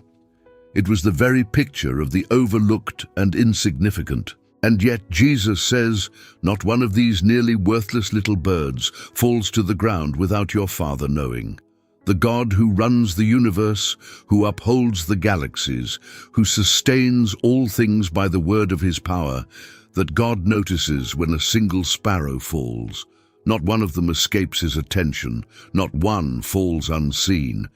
And then Jesus makes the leap that is meant to reach right into your fear. But the very hairs of your head are all numbered. This is an image of the most extreme, most intimate attention imaginable. Not just that God knows you in general terms, but that his knowledge of you extends to a detail so small you do not even know it yourself. The exact number of hairs on your head, a number that changes day by day, that you have never counted and never could. God has counted them. This is not the attention of a distant deity who knows you as one member of a vast species. This is the attention of a Father who knows you down to the smallest detail of your physical being, who attends to you with a care so complete and so particular that nothing about you escapes his notice. And so Jesus draws the conclusion, fear ye not therefore, ye are of more value than many sparrows. If God attends so carefully to a creature worth half a farthing, how much more does he attend to you, you whom he made in his own image, whom he loved enough to die for, whom he calls his own child? The fear that you are too small, too insignificant, too easily overlooked, simply cannot survive in the light of this promise. You are seen, you are known, you are numbered down to the hairs of your head, and you are of great value in the eyes of the God who notices every falling sparrow. So whatever is coming, you can be sure of this. It is not coming to someone God has forgotten or overlooked. It is coming to a beloved child whom the Father watches with the most complete and tender attention in the universe. You matter to him. You matter enormously. And a God who attends to you that closely is not about to lose track of you now. The 24th promise. The Lord will perfect that which concerneth me. There is a fear that comes from feeling that your life is unfinished, that there are loose ends you cannot tie up, problems you cannot solve, situations concerning you and the people you love that hang unresolved and beyond your control. For that fear of the unfinished and the unresolved, God gives the 24th promise in Psalm 138, verse 8. The Lord will perfect that which concerneth me. Thy mercy, O Lord, endureth forever. forsake not the works of thine own hands. Sit with that first phrase, the Lord will perfect that which concerneth me. The word perfect here means to complete, to finish, to bring to its intended fullness. And that which concerneth me means the matters of your life, the things that touch you, the situations you are tangled up in, the concerns that weigh on you. The promise is that God Himself will bring these things to completion. The things concerning you that feel hopelessly unfinished, the loose ends you cannot tie, the problems that seem to have no solution you can reach, God will perfect them. He will finish what you cannot finish. He will bring to completion what is beyond your power to complete. This is such a relief for the anxious heart, because so much of our fear comes from the desperate, exhausting sense that we have to resolve everything ourselves, that if we do not solve this problem, tie up this loose end, fix this broken situation, then it will simply remain broken forever. We lie awake, running through the unresolved matters of our lives, feeling the weight of all the things we cannot control and cannot fix. And into that exhausting sense of unfinished responsibility, God speaks, I will perfect that which concerns you. You are not the one who has to bring your life to its good completion. God is, and He is far more capable of it than you are, and He never runs out of time or strength or wisdom, and He does not leave things unfinished. And notice the ground of confidence the psalmist stands on. Thy mercy, O Lord, endureth forever. Forsake not the works of thine own hands. You are the work of God's own hands. He made you. And the psalmist reasons that God does not abandon what He Himself has made. An artist does not walk away from a masterpiece half finished. A builder does not abandon a house with the roof half on. And God, who made you and began His good work in you, does not forsake the works of His own hands. He finishes what He starts. His mercy endures forever. It does not run out partway through your story. It does not give up on you when the situation gets complicated. It does not abandon you with your concerns unresolved. He will perfect that which concerns you. So you can release the exhausting burden of feeling that everything depends on your ability to resolve it all. It does not. The Lord will perfect that which concerns you, and His mercy toward you endures forever. The 25th promise. Thou wilt keep him in perfect peace. We have spoken already of the peace of God, but there is a specific promise that tells us exactly how that perfect peace is accessed, what the frightened mind must do to enter into it. It is found in Isaiah chapter 26, verse 3. Thou wilt keep him in perfect peace, whose mind is stayed on thee, because he trusteth in thee. Look first at the phrase perfect peace. In the original Hebrew, the words are literally shalom, shalom, peace, peace. The word doubled for emphasis and completeness. It is peace upon peace, peace to the fullest degree, the deepest and most complete peace there is. This is not a partial calm, not a temporary quieting of the nerves, but perfect, whole, complete peace, the kind the anxious heart longs for and rarely believes is actually possible. And God promises to keep His people in exactly that peace. Not to grant it once and then leave you to hold on to it yourself, but to keep you in it, to guard you, to preserve you, to maintain you in that state of perfect peace. But notice the condition, because it tells you precisely what to do when fear rises, whose mind is stayed on thee. The word stayed means fixed, leaning, anchored, resting firmly upon. The perfect peace comes to the one whose mind is stayed on God, fixed on Him, anchored to Him, leaning its whole weight on Him rather than on the frightening circumstances. This is the great secret hidden in plain sight throughout all these promises. Peace is not primarily a matter of your circumstances changing. It is a matter of where your mind is fixed. The anxious mind is stayed on the problem. It circles the fear endlessly, fixes itself on the threat, rehearses the catastrophe again and again, and the more it stares at the frightening thing, the more the fear grows. The peaceful mind is stayed on God. It fixes itself on who He is, on what He has promised, on His faithfulness and His power and His nearness, and the more it beholds Him, the more the peace grows. This is enormously practical. It means that when fear rises, the first and most important battle is the battle for the focus of your mind. What are you staring at? What is your mind fixed on? If it is fixed on the frightening future, on the imagined catastrophe, on the problem you cannot solve, the fear will feed and grow. But if you deliberately turn your mind, stay it, fix it, anchor it on God, on His character, on His promises, on His presence with you, then into that God-fixed mind flows the perfect peace He has promised. And notice the final phrase that makes it all possible: because He trusteth in thee. The staying of the mind on God is an act of trust. It is choosing to believe that He is more real and more reliable than the fear, and to fix your attention on Him accordingly. So when you are afraid, do this. Turn your mind, take it off the threat and stay it on the God who holds you, and He will keep you. He promises to keep you in perfect peace, peace upon peace, because you have chosen to trust Him. The 26th promise: I will not leave you comfortless. When we are afraid, one of the loneliest feelings is the sense that we have been left to face it without comfort, that we are orphans in the storm, with no one to hold us, no one to console us, no presence to steady us in the dark.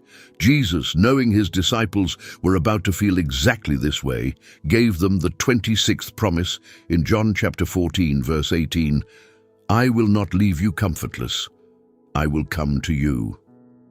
The word translated comfortless is, in the original Greek, the word for orphans. Jesus is promising, I will not leave you as orphans.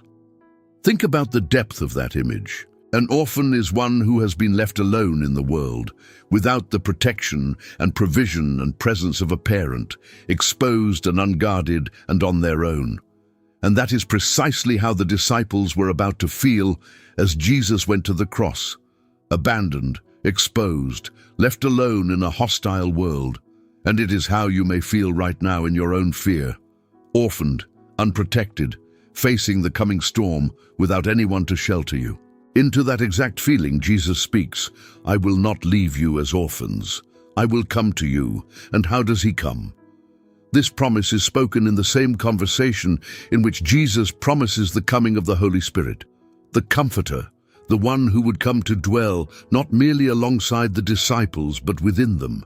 Jesus was going away in His physical body, yes, but He was not abandoning them. He was coming to them in an even more intimate way, by His Spirit, who would live inside every believer and be with them always, closer than a friend beside them, closer even than their own breath. So the promise is not merely that Jesus will visit from time to time. It is that He has come to dwell within you by His Spirit, so that you are never, in any moment, actually alone. The Comforter is with you. He is in you. When you feel most orphaned, most abandoned, most alone in your fear, the truth is that the very presence of God is dwelling within you, and you are not an orphan at all, but a beloved child in whom the Spirit of God has made His home. So when the loneliness of fear presses in, when it feels as though you are facing the coming darkness with no one beside you, no comfort, no presence, no help, return to this promise. You have not been left comfortless. You have not been abandoned as an orphan in the storm. The one who loves you has come to you, and He dwells within you by His Spirit, the Comforter who will never leave. You are not alone. You have never, for one single moment since He came to you, been alone, and you never will be again. The 27th promise, fear thou not, for I am with thee. Some promises are worth returning to from a second angle, because the human heart needs to hear the central truth again and again in different words until it finally sinks all the way down. So God gives, in Isaiah chapter 41, verse 13, a promise that takes the great assurance of his presence and adds to it a single, tender, physical image. For I, the Lord thy God, will hold thy right hand, saying unto thee, Fear not, I will help thee. I will hold thy right hand. Picture it. This is the gesture of a parent with a small child crossing a busy street or standing at the edge of something high and frightening. The child cannot navigate the danger alone. The child is too small, too weak, too easily overwhelmed. So the parent takes the child's hand, takes hold of it firmly, wraps their larger, stronger hand around the small, trembling one, and says, Don't be afraid. I've got you. I'm right here. I will help you. And in that moment, the child can face what would otherwise be terrifying, not because the child has become strong, but because the child is held by someone stronger. The danger has not changed, but the child is no longer facing it alone. The child is facing it hand in hand with someone who will not let go. That is the image God chooses for his relationship with you in your fear. I, the Lord thy God, will hold thy right hand. The God of all creation, the one whose hand flung the stars into space, stoops down to take your trembling hand in his. And notice, he holds your hand. It is not that he merely walks alongside you at a polite distance. He takes hold of you. There is contact, connection, a firm and deliberate grip. He wraps his strength around your weakness, and he speaks over you as he holds you. Fear not, I will help thee. The words and the grip go together, the reassurance spoken and the hand held at the same time, so that you both hear the promise and feel the presence behind it. This is the tenderness of God toward the frightened. He does not stand back and shout instructions at you from a safe distance while you face the danger alone. He comes close. He takes your hand. He holds it firmly in his own, the way you would hold the hand of a frightened child you love. And he does not let go, not when the danger rises, not when your grip weakens, not when you stumble. He holds on. His grip on you does not depend on the strength of your grip on him. He is holding you. So whatever is coming, you can walk toward it the way a child walks towards something frightening while holding a strong parent's hand, still aware of the danger perhaps, but no longer alone in it, no longer facing it on your own trembling strength, but held and helped and steadied by the hand of God that will not let you go. The 28th promise. Sufficient unto the day. Much of our fear is borrowed from tomorrow. We take the troubles that have not yet come, pile them on top of today's actual load, and then wonder why we feel crushed. Jesus, with piercing practical wisdom, addresses exactly this in the 28th promise, in Matthew chapter 6, verse 34. Take therefore no thought for the morrow shall take thought for the things of itself. Sufficient unto the day is the evil thereof. Understand first what Jesus is and is not saying. Take no thought for the morrow does not mean never plan, never prepare, never think ahead. Wisdom involves reasonable preparation, and Scripture praises the person who plans prudently. What Jesus is forbidding is not planning. It is anxious thought, the fearful, tormented mental rehearsal of tomorrow's troubles that accomplishes nothing except to steal today's peace. There is a world of difference between wisely preparing for tomorrow and anxiously suffering tomorrow in advance. The first is stewardship. The second is the theft of the present moment by an imagined future. And then Jesus gives the reason with a kind of gentle realism that is almost startling. Sufficient unto the day is the evil thereof. In other words, each day has enough trouble of its own. Today has its own load, and today's load, whatever it is enough for today. You do not need to add tomorrow's imagined burdens to it. This is a profoundly liberating principle for the anxious heart. Because here is what anxiety does. It reaches into tomorrow and the day after and next month and next year, and it drags all of those potential troubles back into the present, and it stacks them all onto today until the weight is absolutely unbearable. But you were never meant to carry all of that at once. God gives grace one day at a time. The strength you will need for tomorrow's troubles will be given to you tomorrow, when tomorrow comes, not today. Today, you have only been given the grace for today's troubles, and today's grace is sufficient for today's load. Think of it like the manna in the wilderness. When God fed his people in the desert, he gave them bread from heaven each morning, but only enough for that day. If they tried to store it up and hoard it for the future, it spoiled. They had to trust him for each day's provision, one day at a time. And that is exactly how grace works. You cannot stockpile tomorrow's grace today. You cannot draw down next month's strength to spend it now. God gives what you need for each day, on that day faithfully without fail. So when you find yourself reaching into the future and dragging its imagined troubles back onto today's shoulders, gently stop. Set tomorrow's burden back down where it belongs, in tomorrow, where tomorrow's grace will be waiting for it. Live today.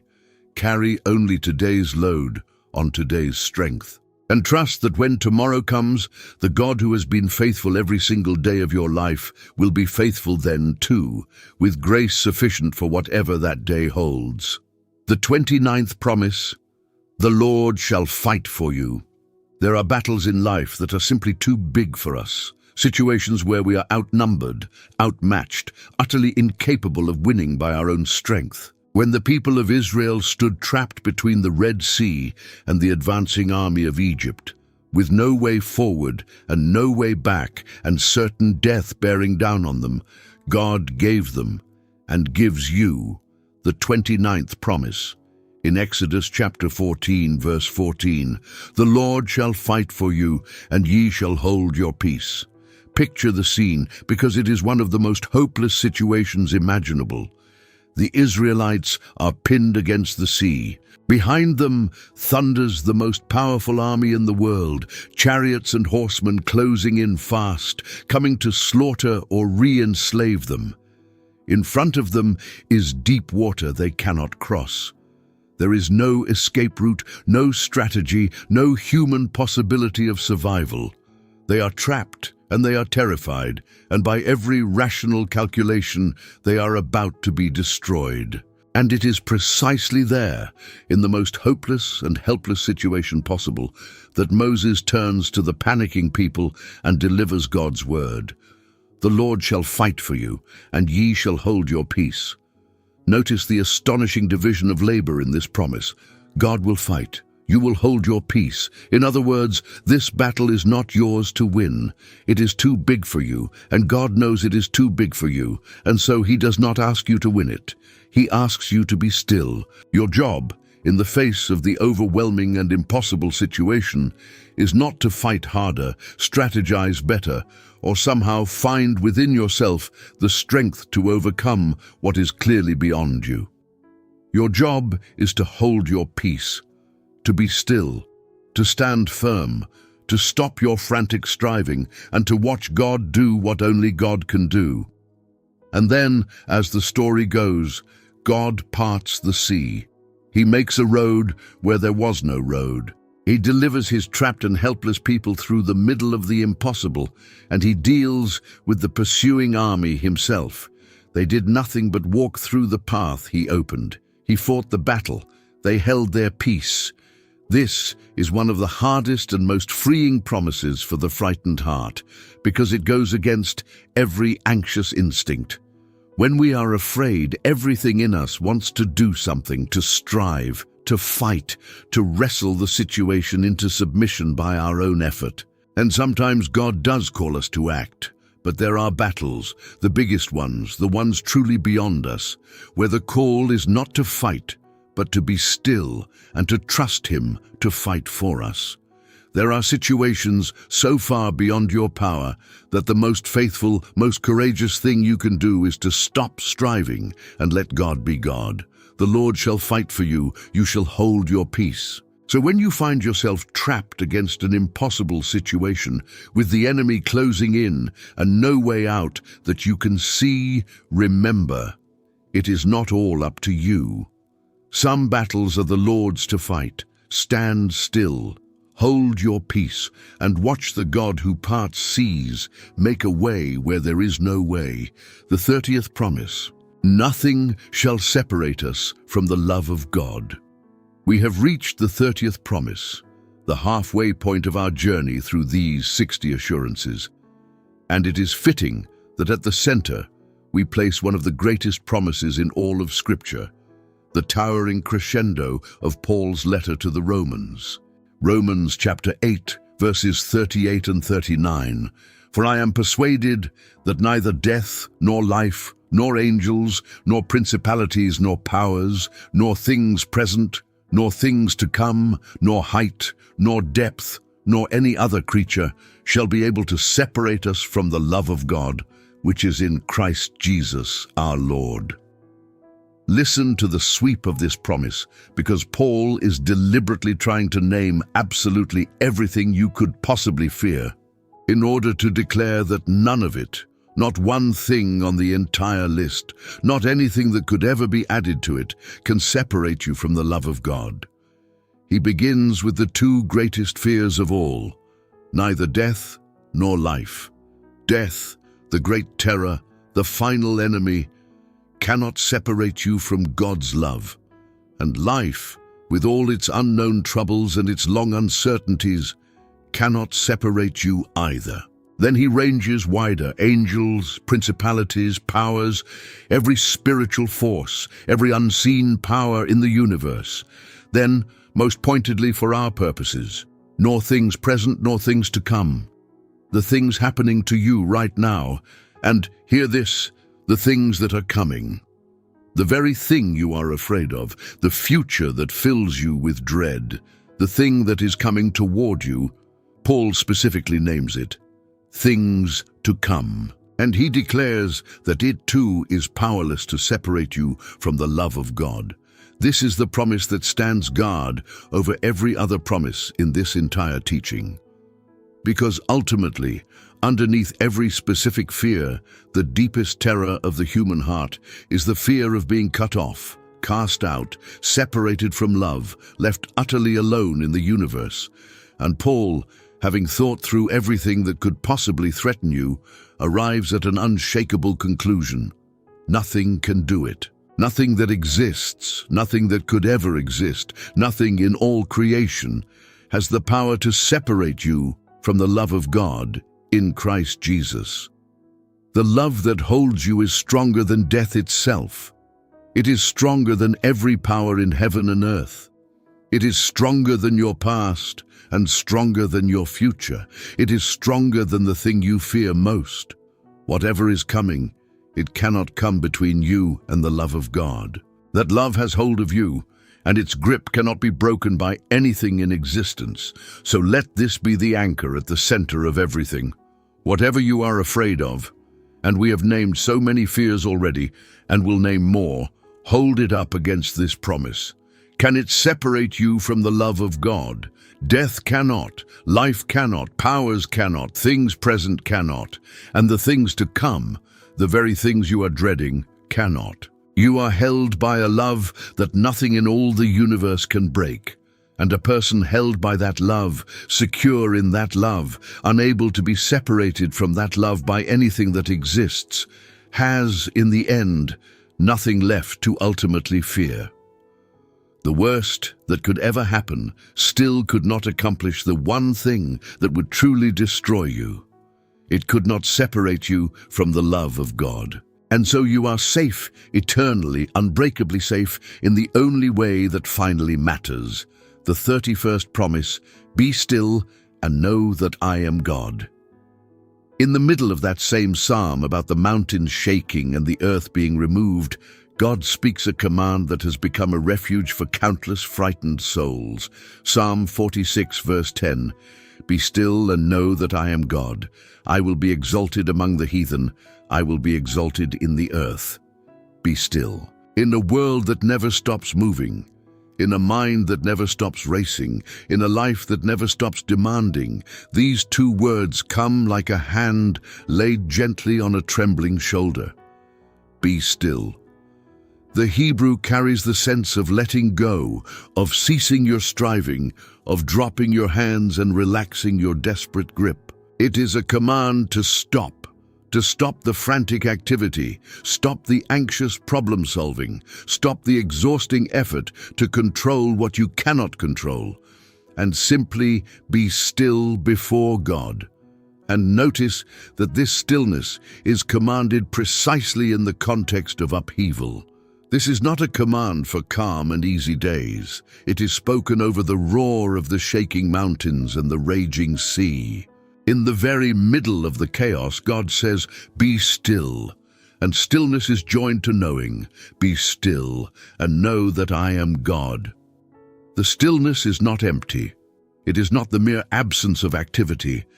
It is a stillness for the purpose of knowing, for remembering, deep in your bones, a truth that the frantic mind forgets, that God is God. When you are anxious, when the mountains are shaking and the future is roaring, the thing you most forget is the simplest and most important thing of all, that God is God, that He is on the throne, that He is sovereign over every shaking thing, that nothing that frightens you is outside His control. The stillness is the doorway through which that knowledge returns. When you stop striving and grow still, you make room to remember who God is. And when you remember who God is, that He is God and you are not, and He is in control of all the things that are beyond your control, the fear begins to lose its grip. There is a deep mercy in the order of these words. God does not say, "Fix everything and then be still." He does not say, "Understand the whole situation, resolve every fear, get your circumstances under control, and then you may rest." He says the opposite. Be still first. In the middle of the unresolved chaos, before anything is fixed, be still. And in that stillness, know that I am God. The stillness comes first, and the knowing comes in the stillness, and the peace comes with the knowing. So when everything in you is striving and racing and desperately trying to control the uncontrollable, hear the gentle command of God cutting through the noise. Be still. Stop. Let go. And know, remember, rest in, be certain of, the fact that I am God and I am in control, and not one of the shaking mountains is shaking outside of my hand. The 30-second promise. My grace is sufficient for thee. There is a particular kind of fear that comes from a weakness we cannot get rid of, a thorn in the flesh, a limitation, a struggle we have prayed about again and again, and that simply will not go away. We fear the future partly because we know we will have to face it, carrying this weakness, this thing we cannot fix in ourselves. Paul knew that fear intimately, and the answer God gave him became the 30-second promise in 2 Corinthians chapter 12, verse 9. And he said unto me, My grace is sufficient for thee, for my strength is made perfect in weakness. Paul had some affliction, he calls it a thorn in the flesh, that tormented him, and 3 times he begged God to take it away. 3 times he pleaded for the weakness to be removed, and 3 times, in effect, God said no. But the no came wrapped in a promise so profound that Paul stopped asking for the thorn to be removed and began, astonishingly, to embrace it. God said, My grace is sufficient for thee. Not I will remove your weakness, but my grace is enough for you in your weakness. The weakness would remain. But into the weakness, God would pour a grace that was more than sufficient to sustain him, grace enough to carry him through, grace enough that the weakness itself became bearable, even fruitful. And then comes the paradox at the very heart of this promise, one of the most counterintuitive truths in all of Scripture. My strength is made perfect in weakness. God's strength is not displayed most powerfully in your strength.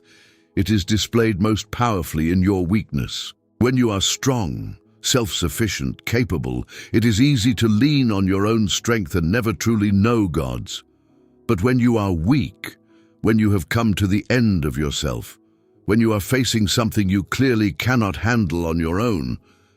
That is precisely where God's strength has the room to be made perfect, to be fully displayed, to be revealed for what it is. Your weakness is not the disqualification you fear it is. It is the very place where God's strength shows up most clearly. The emptiness you dread is the space God fills with Himself. This transforms how you face the future with your particular weakness. You may have been thinking, how can I face what is coming when I am this weak, this limited, this prone to failing in exactly this way? And the promise answers, you will face it not on your own sufficiency, but on God's grace, which is sufficient, more than enough. And the very weakness you were afraid would sink you is the place where God's strength will be made perfect, put on display, revealed in power. So Paul reached the point where he could say something almost unthinkable, that he would glory in his weaknesses, take pleasure in them, because when he was weak, then he was strong. Strong with a strength that was not his own, the strength of God made perfect in his weakness. You do not have to fear facing the future weak. God's grace is sufficient for you, and His strength will be made perfect in exactly the place you feel weakest. The 33rd promise, I will never cast out. One of the fears that keeps people awake is the fear of being rejected by God. The quiet dread that when you finally come to Him, especially after all you have done and failed to do, He will turn you away. That you are too far gone, too flawed, too late, too much trouble, and that if you come to Him, He will refuse you. Against that fear, Jesus speaks the 33rd promise in John chapter 6, verse 37. All that the Father giveth me shall come to me, and him that cometh to me I will in no wise cast out. Focus on that last unbreakable phrase, him that cometh to me I will in no wise cast out. The words in no wise are emphatic. They mean by no means, under no circumstances, absolutely not. Jesus is making the strongest possible promise. Anyone who comes to Him, He will absolutely not cast out, not turn away, not reject, not send back. There is no exception clause. There is no fine print that reads, unless you have done this particular thing, or unless you have failed too many times, or unless you waited too long, or unless you are too broken. The promise is absolute and unqualified. Whoever comes, He will in no wise cast out. Full stop. Consider how directly this speaks to the fear of rejection, because that fear always whispers a version of you specifically will be the exception. Everyone else might be welcome, but not you. Not after what you did, not with your particular history, not given how many times you have come back with the same failures. The fear insists that there is some line you have crossed, some limit you have exceeded, that puts you outside the reach of welcome. And Jesus dismantles that fear completely with this promise. He does not say most who come, I will receive. He does not say those who come with a good enough record, I will receive. He says him that cometh, anyone, everyone, whoever comes, I will in no wise cast out.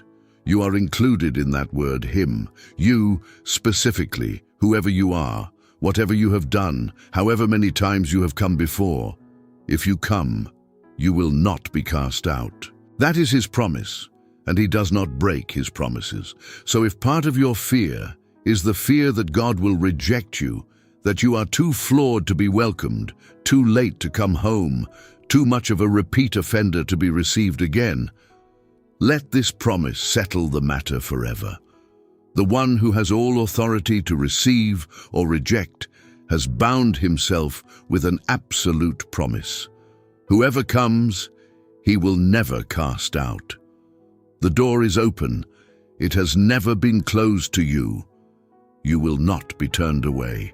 You cannot come to Him and be rejected, because He has promised in the strongest possible terms that He will in no wise cast out anyone who comes. So come. Whatever is coming in your future, come to Him with it. come as many times as you need to, and know with certainty that you will always be received. The 34th promise. As thy days, so shall thy strength be. There is a fear that whispers, maybe God will help me with today. But what about the long haul? What about the years of difficulty ahead? What if I run out of strength before the trouble runs out? For that fear of the long road, God gave a promise buried in Moses' final blessing over the tribes of Israel. In Deuteronomy chapter 33, verse 25, as thy days, so shall thy strength be. Hold that simple, beautiful equation in your mind. As thy days, so shall thy strength be. It means that your strength will be matched to your days, that for whatever each day requires, the strength for that day will be supplied. However long the road, however many hard days lie ahead, the promise is that strength will be given in proportion to the need day by day. For as long as the days continue, you will not be given a lump sum of strength today and then left to ration it out anxiously across an uncertain future. You will be given strength that matches your days, a fresh supply, adequate to each day's demand, arriving faithfully as each day arrives.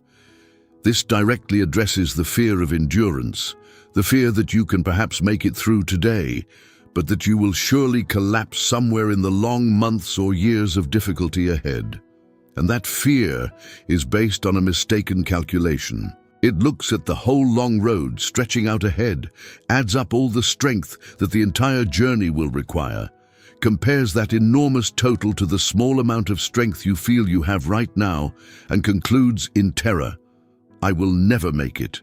I don't have enough. I will run out. But that calculation is wrong, because you are never asked to carry the strength for the whole road at once. You are only ever asked to walk today's portion of it, on today's supply of strength. And tomorrow, when tomorrow's portion of the road arrives, tomorrow's strength will arrive with it. As your days, so shall your strength be. The supply keeps pace with the need every single day, for as long as the days last. Think of how God provided for his people crossing the wilderness, not with one enormous delivery of provisions at the start, but with fresh manna every single morning, enough for that day, renewed with each new dawn, faithful across 40 years. That is the pattern of God's provision, and it is the pattern of his strength. He does not overwhelm you with the whole future's worth of grace all at once, in a way you could not even carry. He gives you what you need, when you need it, in perfect proportion to the day's demand. So when you look down the long road ahead and fear you will not have the strength to endure it, remember this promise. You do not need the strength for the whole road today. You need only today's strength for today's steps, and that is exactly what you have been given. And when the harder days come, if they come, the strength for those days will be there when those days arrive, matched precisely to what they require. As your days, so shall your strength be. You will not run out, because the supply is renewed as faithfully as the sunrise, for every day you are given. The 35th promise, he giveth power to the faint. Closely related and worth its own dwelling place is the promise that speaks directly to the moment when you have already run out, when you are not merely anticipating exhaustion, but are, right now, completely spent. Isaiah chapter 40, verse 29, he giveth power to the faint, and to them that have no might he increaseth strength. Look at who this promise is specifically for, the faint and them that have no might. This is not a promise for the strong. It is not for those who still have reserves to draw on. It is precisely for those who have nothing left, the faint, the ones who have collapsed, the ones who have reached the absolute end of their own strength and have no might remaining at all. If that is where you are right now, if you are not just tired but depleted, not just weary but utterly spent, with genuinely nothing left in your own tank, then this promise has your name on it. It was written for exactly this moment. God gives power to the faint, not to the energetic, to the faint. And to those who have no might left, he increases strength. He adds to a supply that had dropped all the way to zero. This is such an important truth for the frightened and exhausted soul to grasp, because so often we believe deep down that God helps those who help themselves, that we have to muster some strength of our own first, get ourselves at least part way there, and then perhaps God will meet us and add a little to our effort.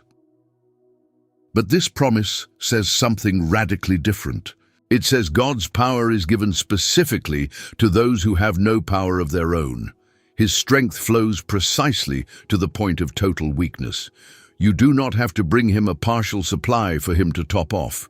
You can come to him completely empty, with nothing at all, having run entirely dry. And that emptiness is not a barrier to his help. It is the very condition his help is designed for. He gives power to the faint. He increases the strength of those who have no might. The emptier you are, the more room there is for him to fill. So if you have reached the point where you cannot go on, where you are not being dramatic but simply telling the truth when you say you have nothing left, do not despair and do not believe the lie that your total exhaustion has put you beyond God's help. The opposite is true. Your faintness is exactly the place where his power is given. Your having no might is exactly the condition to which he brings increased strength. Come to him empty. Bring him your depletion, your collapse, your utter lack of any strength of your own, and receive what he has promised to give precisely to those in your condition, power to the faint, and increased strength to the one who has no might left at all. He specializes in filling the empty, and he will fill you. The 36th promise. The angel of the Lord encampeth round about. There is a comfort in knowing that you are not only held by God, but actively guarded by him. That there is protection surrounding you, watching over you, even when you cannot see it. The 36th promise speaks of exactly this guardianship in Psalm 34, verse 7. The angel of the Lord encampeth round about them that fear him, and delivereth them. Consider the military image at the heart of this promise. Encampeth round about. To encamp around something is what an army does to protect what is inside. It surrounds it on every side, forming a ring of defense, a perimeter of protection that an enemy would have to break through to reach what is within. And the psalmist says that the angel of the Lord encamps like this around those who fear God, surrounds them, forms a ring of protection around them, stations himself as a guard on every side. This is not a distant, occasional protection. It is an encampment, a settled and continuous surrounding presence, a guard that does not leave its post. Around the person who belongs to God, there is a protective presence encamped, watching every direction from which danger might come. We live largely unaware of this dimension of reality, the unseen protection that surrounds the people of God. We see the visible threats. We rarely see the invisible protection. But this promise pulls back the curtain for a moment and shows us what is really there, that the frightened believer who feels so exposed and unguarded is in fact surrounded by the protective presence of God, encamped round about, standing watch. There is far more protecting you than you can see. The dangers you fear are real, but so is the guard that surrounds you. And the guard is stronger than the danger.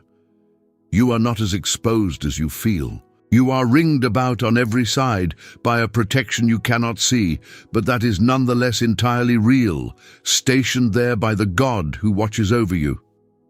This does not mean that nothing hard will ever reach you. We have been honest throughout this teaching that the waters and the fire are sometimes on the path God leads us through. The protection of God is not always the prevention of every difficulty. Often it is a preservation through the difficulty, a keeping of your soul intact, even when your circumstances are hard.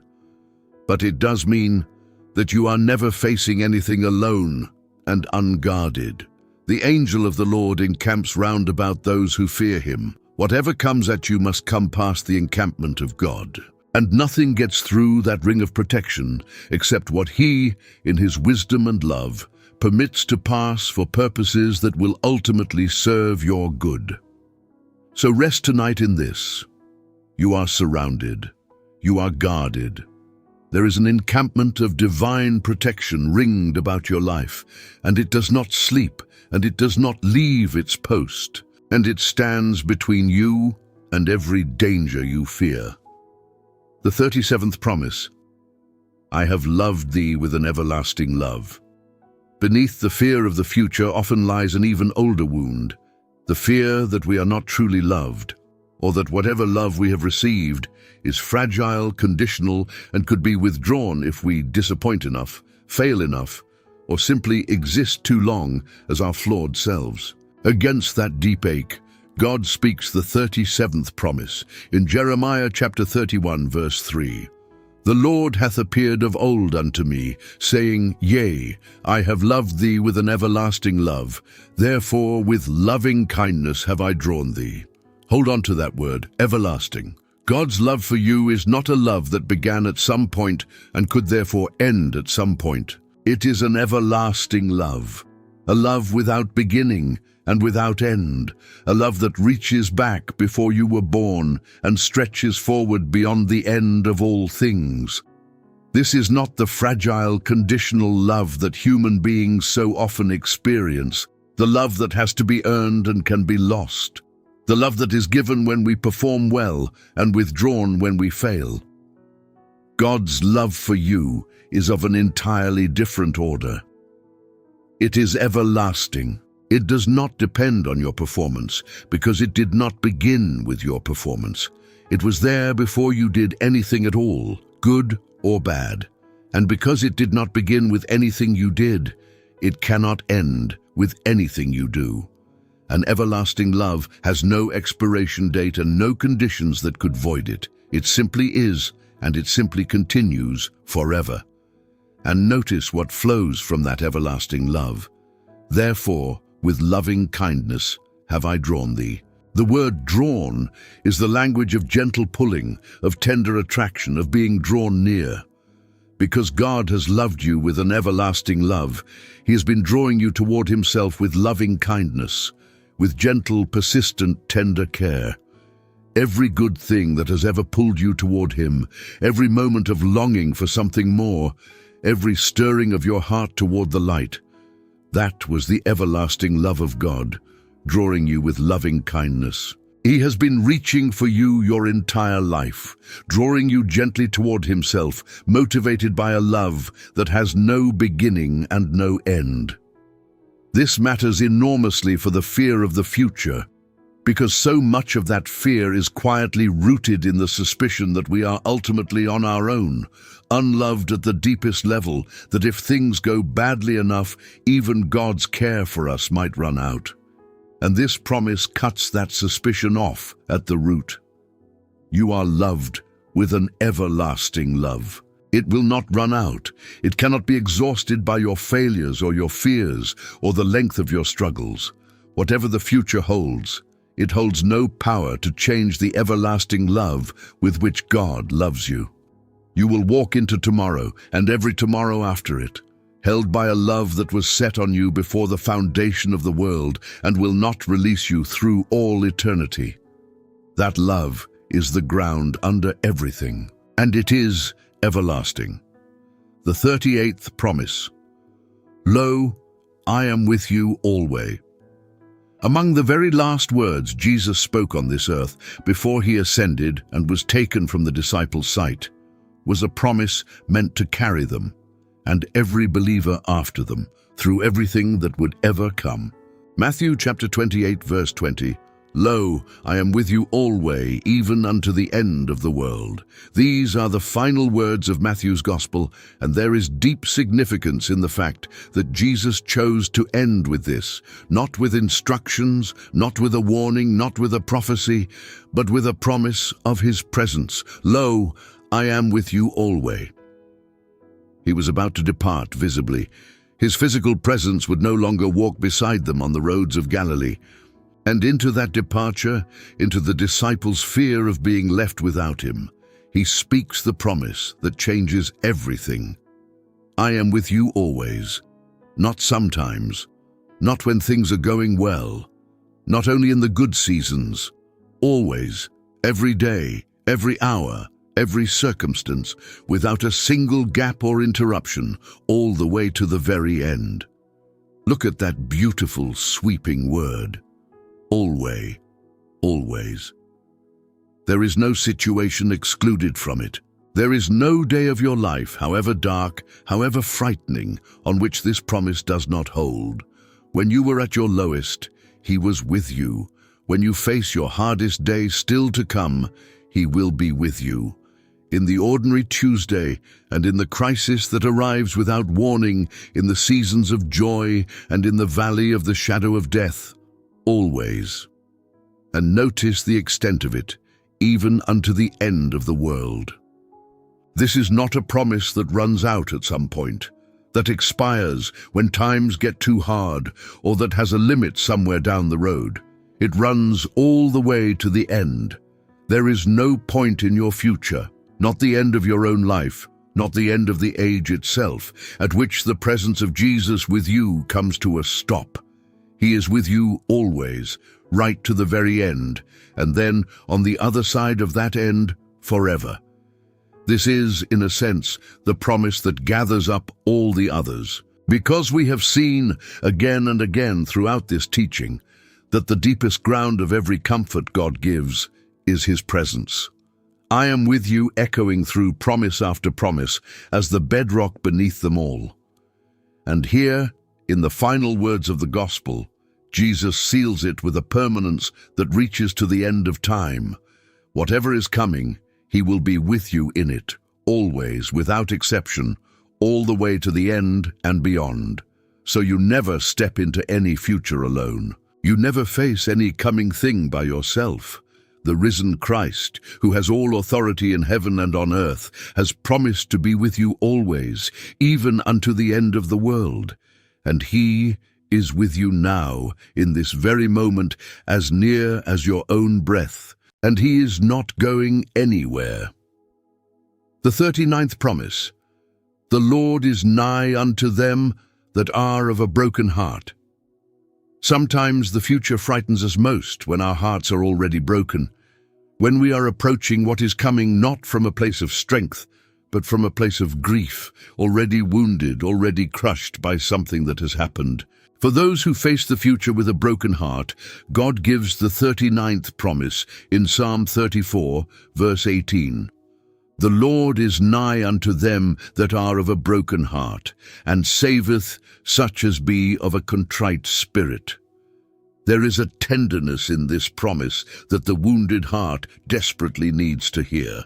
Because when we are broken, one of the cruelest lies that whispers to us is that God is far away, that our brokenness has somehow distanced us from Him, that He draws near to the strong and the joyful and the whole, and that, in our shattered state, we are somehow beneath His notice or beyond His reach, and this promise declares the exact opposite.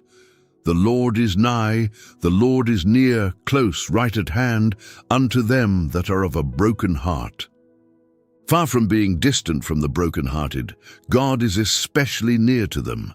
Your brokenness does not push Him away, it draws Him close.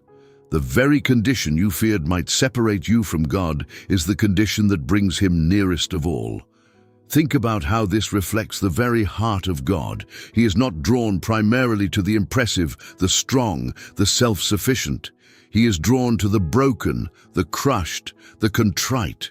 He comes close to the ones who are shattered. This is who He is, a God who, as another psalm puts it, is close to the broken-hearted and binds up their wounds, a God who does not despise a broken and contrite heart, but treasures it, a God who moves towards suffering rather than away from it. So if your heart is broken right now, if you come to the fear of the future already wounded, already grieving, already crushed by something that has cracked you open, hear this promise with all its tenderness. You are not far from God in your brokenness. You are, in fact, in the very place where He draws nearest. He is nigh to you. He is close to you. He is right beside your broken heart, nearer than He would be if you were whole and strong and had no need of Him at all. And notice the second half. and saveth such as be of a contrite spirit. He does not merely stand near the broken, he saves them. He rescues them. He does not come close only to observe the brokenness with sympathy and then leave it as it is. He comes close to save, to heal, to restore, to bind up what has been shattered. So your brokenness is not only the place where God is nearest, it is the place where his saving, healing work is done. So do not hide your broken heart from God, and do not believe that it disqualifies you from his presence. Bring it to him exactly as it is, shattered and grieving and afraid. He is nigh to the brokenhearted. He is near to you right now in your brokenness, closer than you know. And he has come not only to be near your broken heart, but to save it, to heal it, to bind it up, and to carry you through whatever is coming with a tenderness reserved especially for the wounded. The 40th promise. Trust in the Lord with all thine heart. At the 2/3 mark of our journey, we come to one of the most beloved and practical passages in all of Scripture, a promise that tells you not only what God will do, but exactly how to position your heart to receive it. Proverbs chapter 3, verses 5 and 6. Trust in the Lord with all thine heart, and lean not unto thine own understanding. In all thy ways acknowledge him, and he shall direct thy paths. Begin with the command that opens it. Trust in the Lord with all thine heart. Not partial trust. Not trust held in reserve, hedged with backup plans and escape routes. Trust with all your heart, a complete, wholehearted leaning of your entire weight onto God. And then the crucial counterpart. Lean not unto thine own understanding. Here is where so much of our fear is generated. We lean on our own understanding. We try to figure it all out ourselves, to trace every possible outcome, to comprehend the whole situation and control it through the power of our own reasoning. And because our understanding is limited, because we cannot actually see the future or control the outcomes, leaning on our own understanding leaves us anxious and afraid, standing on a foundation far too small to bear the weight. The command is to stop leaning there, to take your weight off the frail support of your own limited comprehension and place it fully on God, whose understanding is complete. This does not mean God asks you to abandon your mind or stop thinking. It means he asks you to stop making your own limited understanding the ultimate foundation of your security. Your understanding is real but partial. It can see a little way but not to the end. It can grasp some things but not the whole. And a heart that leans its full weight on something that limited will always be anxious, because it can feel, at some level, that the support is not adequate to the load. So the invitation is to transfer your trust, to lean not on your own small understanding, but on the God who understands everything, who sees the end from the beginning, who holds the whole of your life and your future in full view. When your trust rests there, on a foundation that is fully adequate to bear it, the anxiety of trying to comprehend and control everything yourself begins to lift. And then comes the beautiful promise. In all thy ways acknowledge him, and he shall direct thy paths. To acknowledge God in all your ways means to bring him into everything, to walk through your life in continual awareness of him, inviting him into every decision, every situation, every path. And the promise attached is that he will direct your paths. He will make your way straight. He will guide you. So the fear of choosing wrong, of missing the way, of not being able to see the path ahead, that fear is answered by this promise. You are not responsible for seeing the whole path yourself and navigating it flawlessly through the power of your own understanding. You are responsible only to trust him wholeheartedly and to acknowledge him in your ways. And he takes responsibility for directing your paths. So take your weight off your own understanding tonight. Stop trying to carry the impossible burden of figuring it all out and controlling every outcome. Lean with your whole heart on the God who sees the whole of it. Acknowledge him in your ways and trust the promise he will direct your paths. The 41st promise, delight thyself also in the Lord. There is a promise that speaks to the fears we carry about our deepest desires, the longings of our hearts that we are afraid will never be fulfilled, the good things we ache for and fear we will never receive. It is found in Psalm 37, verses 4 and 5. Delight thyself also in the Lord, and he shall give thee the desires of thine heart. Commit thy way unto the Lord. Trust also in him, and he shall bring it to pass. This promise is often quoted in a way that misses its depth, as though it were a formula for getting whatever you want. Delight in God, and he will hand you everything on your wish list. But the promise is far richer and far more transformative than that. Look at what it actually says. Delight thyself also in the Lord, and he shall give thee the desires of thine heart. The delighting comes first. And here is the key. When you truly delight yourself in the Lord, when your deepest joy and satisfaction are found in him, something happens to the desires of your heart themselves. They begin to be shaped by that delight. As you delight in God, your desires increasingly align with his heart, until the desires of your heart become desires he delights to fulfill.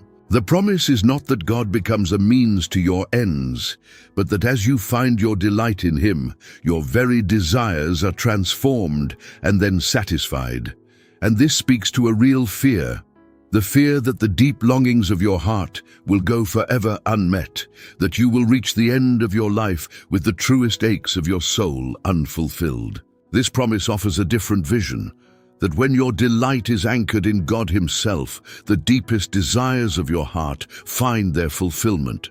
Because the deepest desire of every human heart, underneath all the surface longings, is finally for God himself, for his presence, his love, his life. And that desire he always fulfills. He gives himself to those who delight in him. And in giving himself, he satisfies the truest and deepest desire of the heart, the one beneath all the others. Then the promise adds a further movement. Commit thy way unto the Lord. Trust also in him, and he shall bring it to pass. To commit your way to the Lord is to roll the whole burden of your path onto him, to hand over the outcome, to entrust your future and your desires and your way into his hands. And the promise is that he shall bring it to pass. You do not have to force your own desires into being through anxious striving. You commit your way to him, you trust him, and he acts. He brings it to pass, in his way and in his time, which is always better than yours. So to the heart that is afraid its deepest longings will never be met, this promise says, delight in God, and watch your desires be both transformed and fulfilled. Commit your way to him, trust him, and he will bring it to pass. You do not have to grasp and strive and force. You have only to delight and commit and trust, and leave the bringing to pass to the God who loves to give good things to his children. The 42nd promise, in quietness and in confidence shall be your strength. There is a promise that speaks directly to where our real strength comes from in the face of fear, and it stands in sharp contrast to the frantic, striving way we usually try to handle our anxieties. Isaiah chapter 30, verse 15, For thus saith the Lord God, the Holy One of Israel, In returning and rest shall ye be saved, in quietness and in confidence shall be your strength. Look at the 4 words that describe the source of true strength and salvation here: returning, rest, quietness, confidence. Every one of them runs completely counter to the way anxiety operates. Anxiety is all about frantic activity, restless striving, noisy inner turmoil, and desperate self-reliance. But God says the strength you need is found in the opposite direction, in returning to him rather than running everywhere else, in rest rather than exhausting effort, in quietness rather than inner noise, in confident trust rather than anxious striving. This is one of the great reversals of the spiritual life, that strength is found not in doing more, but in resting more deeply in God, not in striving harder, but in trusting more completely. And there is a poignant detail in this verse that we should not miss. Immediately after God says this, the very next words in Isaiah record the people's response, "And ye would not." God offered them strength through quietness and confident trust in Him, and they refused it. They preferred their own frantic strategies, their own alliances and schemes and desperate efforts to save themselves. They would not rest, they would not return, they would not find their strength in quietness and confidence. And there is a warning in that for us, because we so often do the same thing. God offers us strength through resting in Him, through quiet trust, through returning to Him and ceasing our striving. And we, too, so often will not. We prefer to keep striving, keep controlling, keep frantically working the problem, because resting in God feels too passive, too vulnerable, too much like doing nothing. But the promise stands, whether or not we accept it. In returning and rest, you shall be saved. In quietness and confidence shall be your strength. The invitation is to accept what the people of Isaiah's day refused, to actually take God up on this offer, to find your strength where He says it is found. When you are afraid, the instinct is to strive harder, to grip tighter, to fill the silence with frantic activity and the mind with restless problem-solving. But God says, "Return to me. Rest. Be quiet. Trust with confidence." That is where your strength actually is, not in the striving, which only exhausts you further, but in the quiet, confident return to God. So when fear drives you toward frantic effort, hear this promise and choose the opposite. Return. Rest. Grow quiet. Place your confidence in Him, and discover that the strength you were exhausting yourself trying to manufacture was available all along, in the quietness and confidence you kept refusing to enter. The 43rd promise, the eternal God is thy dwelling place. We touched earlier on the everlasting arms beneath us. Now we turn to the promise of God as our dwelling place, our home. Where do you live in the deepest sense? What is the place your soul calls home, the place you return to, the place that holds you? The 43rd promise answers, drawing on the words of Moses in Psalm 90, verse 1. Lord, thou hast been our dwelling place in all generations. To call God our dwelling place is to say something profound about where the soul is meant to live. A dwelling place is home, the place of belonging, of shelter, of rest. The place you return to at the end of the day, and where you are safe from the weather outside. And Moses, who himself had no settled home for most of his life, who wandered 40 years in a wilderness with no fixed address, no permanent house, no country of his own, reached for this image to describe God. Though he had no earthly dwelling place that lasted, he had a dwelling place that never changed. God Himself. In all generations, across every wandering and every displacement and every loss of earthly home, God had been the dwelling place of His people. He was the home that could not be taken away, the belonging that did not depend on any building or land or circumstance. This speaks powerfully to the fear of the future, because so much of that fear is bound up with the fear of losing our security, our stability, our sense of home and place and belonging. We fear the future partly because it threatens to take away the things that make us feel settled and safe. But this promise offers a home that the future cannot touch. If your dwelling place is God Himself, if the deepest home of your soul is not in any circumstance or possession or earthly stability, but in God, then no change in your circumstances can make you homeless. You can lose much and still be at home, because your true home is not a place that can be lost, but a person who cannot be taken from you. The eternal God is your dwelling place, and an eternal dwelling place cannot be foreclosed on, cannot be swept away, cannot be lost to any change or catastrophe the future might bring. So when the future threatens your sense of security and belonging, when you fear losing the things that make you feel settled and safe, Return in your heart to your true dwelling place. Make your home in God. Learn to live there, not as an occasional visitor who drops in during emergencies, but as a permanent resident whose deepest belonging is in Him. Because when God is your dwelling place, you carry home with you wherever you go. You are never homeless, never without shelter, never without a place of belonging and rest, because the eternal God, who has been the dwelling place of His people in all generations, is your home. And He is a home that no future can ever take away. The 44th promise, He shall cover thee with His feathers.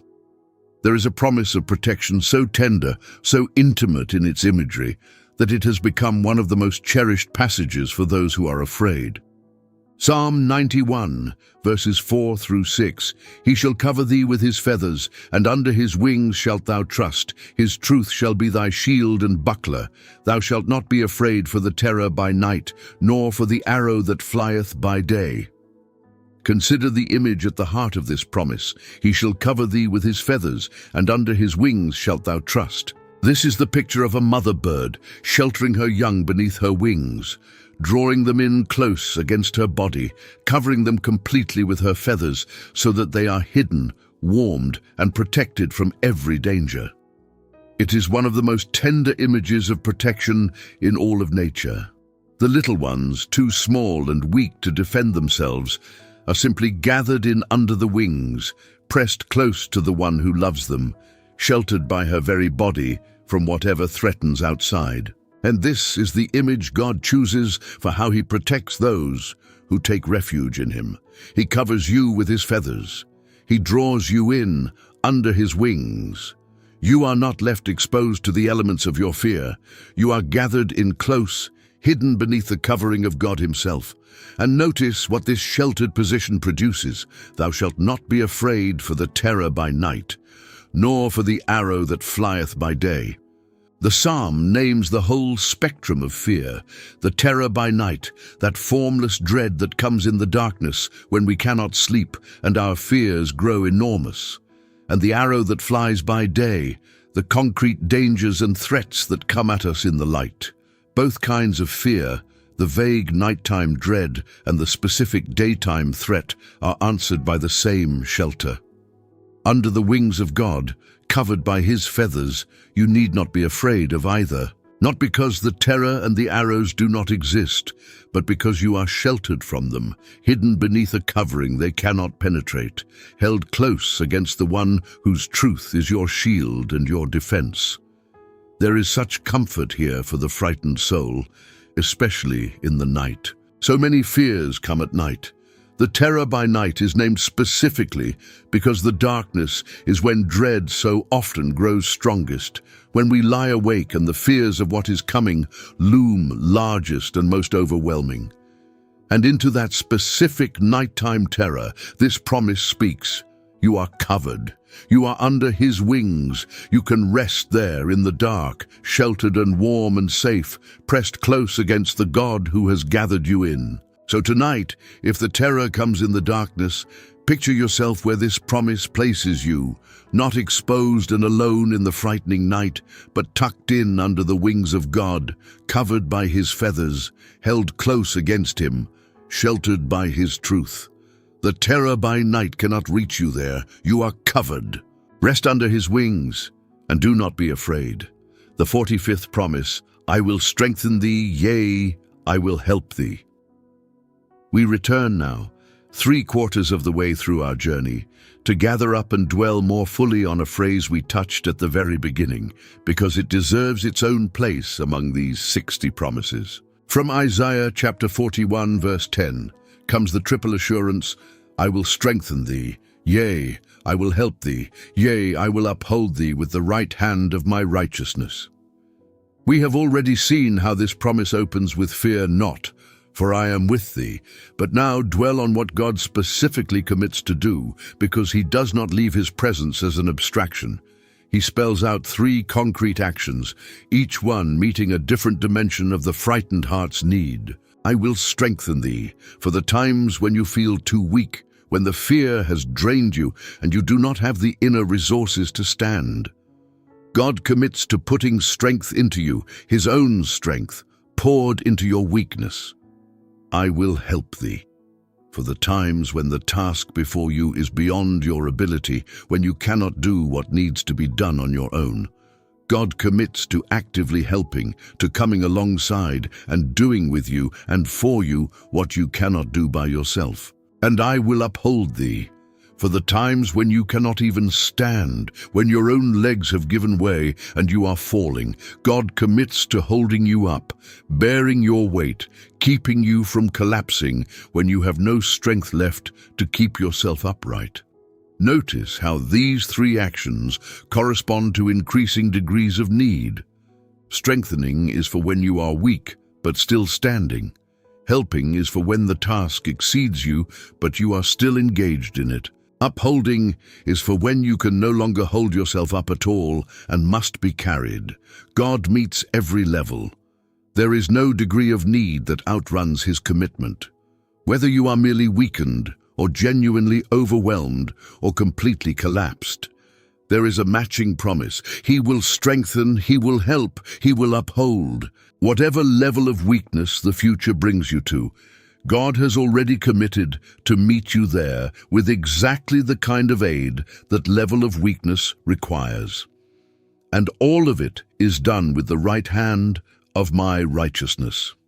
The right hand, again, is the hand of strength and power, and it is the hand of his righteousness, meaning that his holding of you is not a fragile, uncertain thing, but is backed by the full integrity and faithfulness of his character. When God upholds you with the right hand of his righteousness, you are being held by a power that is both infinitely strong and completely committed, a strength that will not fail and a faithfulness that will not waver. So take these three verbs and hold them against your fear of what is coming. Whatever it brings, however weak it leaves you, God has promised, I will strengthen you, I will help you, I will uphold you. And he upholds with a hand that has never once let go of anyone it has taken hold of. The 46th promise.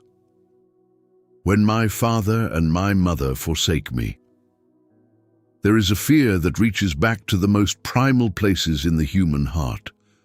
The fear of being abandoned by the very people who are supposed to love us most, or the grief of having already been abandoned by them. For that deep wound, God gives the 46th promise in Psalm 27, verse 10. When my father and my mother forsake me, then the Lord will take me up.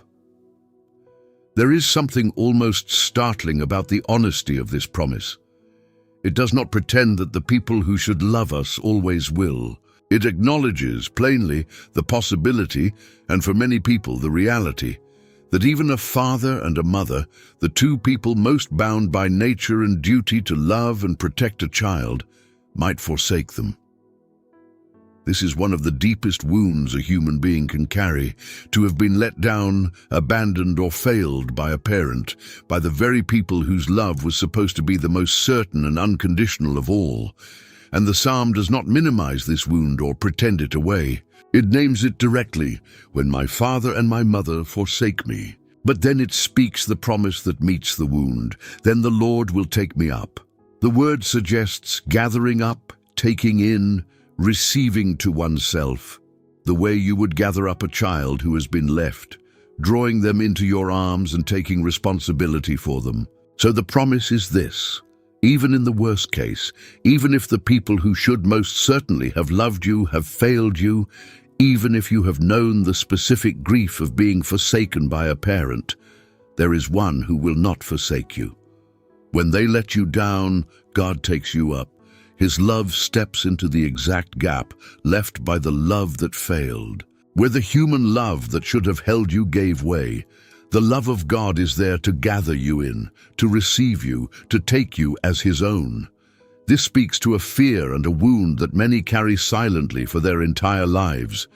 If you have known the pain of being failed by those who should have loved you, if there is an old abandonment in your story that has shaped your fears ever since, teaching you that love is unreliable and that you might be left again, then this promise is spoken directly to your wound.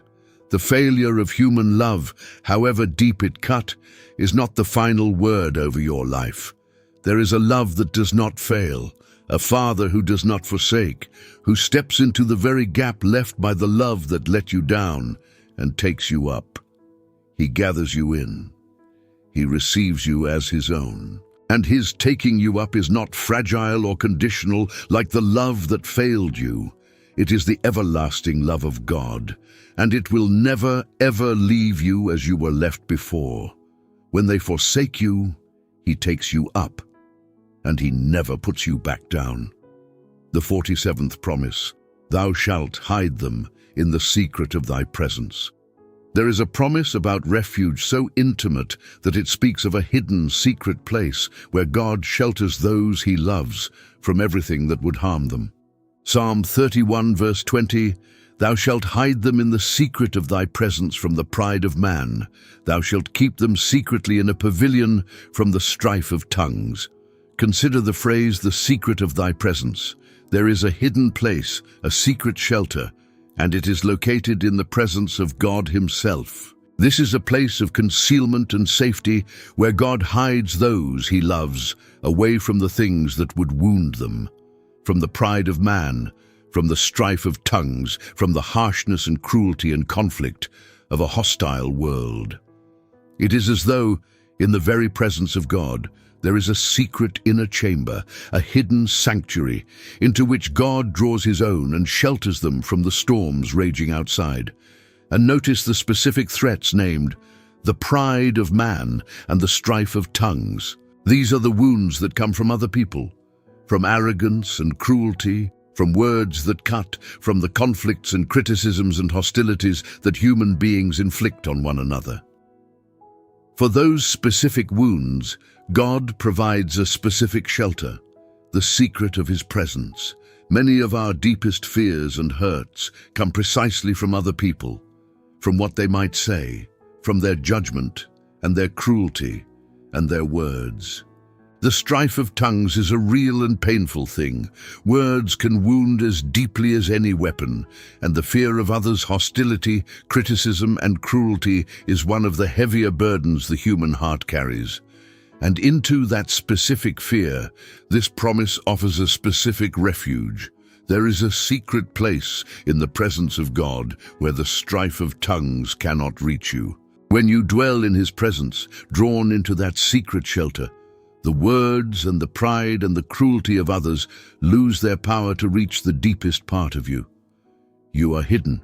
You are kept secretly in a pavilion, a sheltered, protected place where the strife cannot penetrate. This is a refuge worth learning to run into. When the words of others wound you, when you fear their judgment or their cruelty, when the strife of tongues rages around you, there is a secret place you can go. You can withdraw into the presence of God, into that hidden shelter where he keeps his own, and find that in his presence there is a peace and a security that the hostility outside cannot touch. Let the world rage and criticize and wound. In the secret of his presence, you are hidden and safe. So when you are afraid of what others might say or do, when the strife of tongues threatens to overwhelm you, remember that God has provided a secret place. Run into it. Hide in the secret of his presence, and discover the shelter that keeps you safe from every arrow that human hostility can fire. The 48th promise. Fear not, little flock. Among the most tender things Jesus ever said to his anxious followers is a promise that addresses at its very root the anxiety about provision and the future, the worry about whether we will have what we need, whether we will be taken care of, whether the future holds enough. Luke chapter 12, verse 32, Fear not, little flock, for it is your Father's good pleasure to give you the kingdom. Listen first to the tenderness of the address, Fear not, little flock. There is such gentleness in those words. Jesus calls his followers a little flock, small, vulnerable, dependent, the way sheep are. He is not scolding them for their fear or demanding they toughen up. He's speaking to them the way a shepherd speaks softly to frightened sheep, the way a parent speaks to an anxious child. Fear not, little one. It's all right. You don't need to be afraid. The tone itself is a comfort before the content even arrives. This is the voice of God toward his frightened people, not harsh, not impatient, but tender, gentle, reassuring, calling them by an affectionate name and telling them softly to set their fear down. And then comes the reason, and it is breathtaking in its generosity, for it is your Father's good pleasure to give you the kingdom. Consider the scale of what is being promised here. If you are anxious about the future, about whether you will have enough, whether you will be provided for, whether your needs will be met, Jesus points you to something that dwarfs every such concern. Your Father intends to give you the kingdom, the whole kingdom, everything. And notice how he describes the giving. It is your Father's good pleasure to give it. It delights him. It is not a grudging gift, extracted reluctantly, given with a sigh. It is his joy, his pleasure, his delight to give his children the kingdom. God is not stingy toward you. He is not reluctant. He gives with gladness, with pleasure, with the joy of a father who loves to provide lavishly for his children. And here is the logic of comfort in this promise. If it is your Father's good pleasure to give you the entire kingdom, then how could you possibly need to be anxious about the smaller things, the daily needs, the provisions, the future? The one who delights to give you the kingdom, the greatest gift of all, the whole inheritance of eternity, will surely not neglect the smaller matters of your daily provision. If he gladly gives the greater, he will not withhold the lesser. The God who intends with delight to give you everything, the whole kingdom, can certainly be trusted with the details of your tomorrow.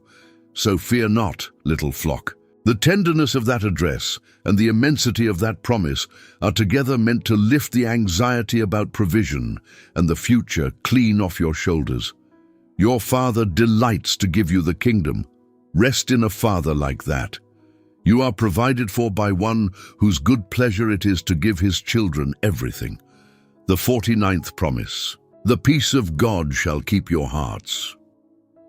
We spoke earlier of Paul's instruction to be anxious for nothing, but to bring everything to God in prayer.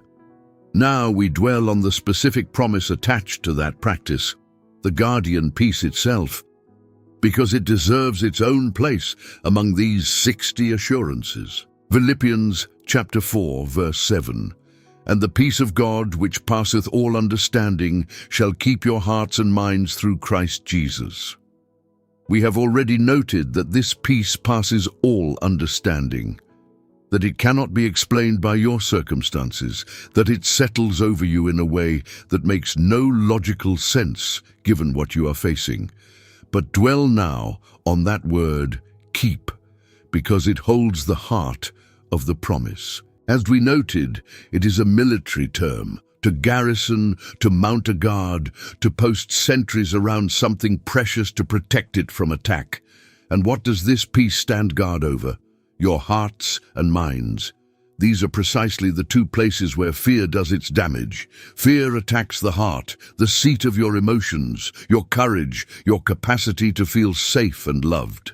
And fear attacks the mind, the seat of your thoughts, flooding it with anxious scenarios and racing catastrophic imaginations. Your heart and your mind are the battleground where the war against fear is fought.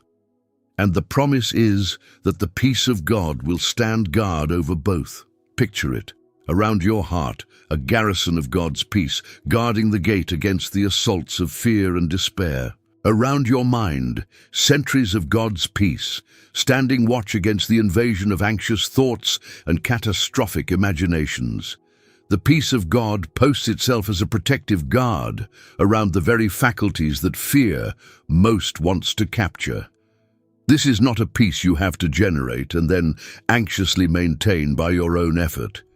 It is a peace that actively guards you, that does the protecting itself, that stands watch over your heart and mind, so that you do not have to keep frantic vigil yourself. You do the turning toward God in prayer.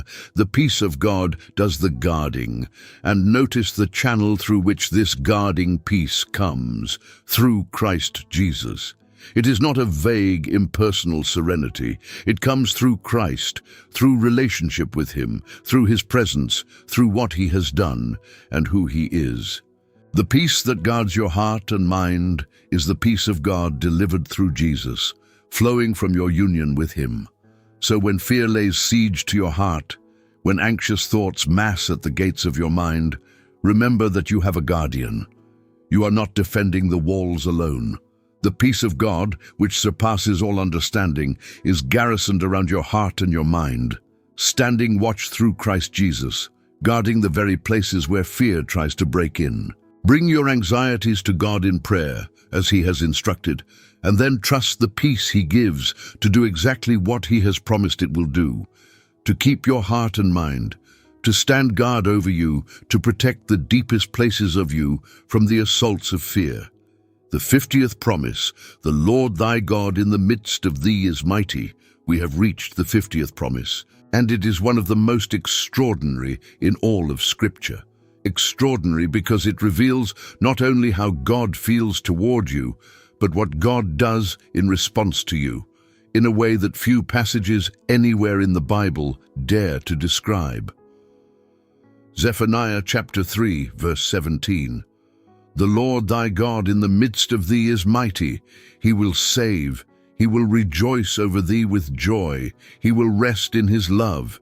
He will joy over thee with singing. Take it phrase by phrase, because every clause is a treasure. The Lord thy God in the midst of thee is mighty. God is not distant from you. He is in the midst of you, right in the center of your life and your situation, and He is mighty, powerful, strong, more than able to handle whatever you face. He will save. That is His disposition toward you, to save, to rescue, to deliver. But then the promise moves into territory so tender it can be hard to believe. He will rejoice over thee with joy. God rejoices over you. He's glad about you. You're not merely tolerated by God, not merely put up with. You are rejoiced over, a source of joy and gladness to the heart of God Himself. And then, most astonishing of all, He will rest in His love. He will joy over thee with singing.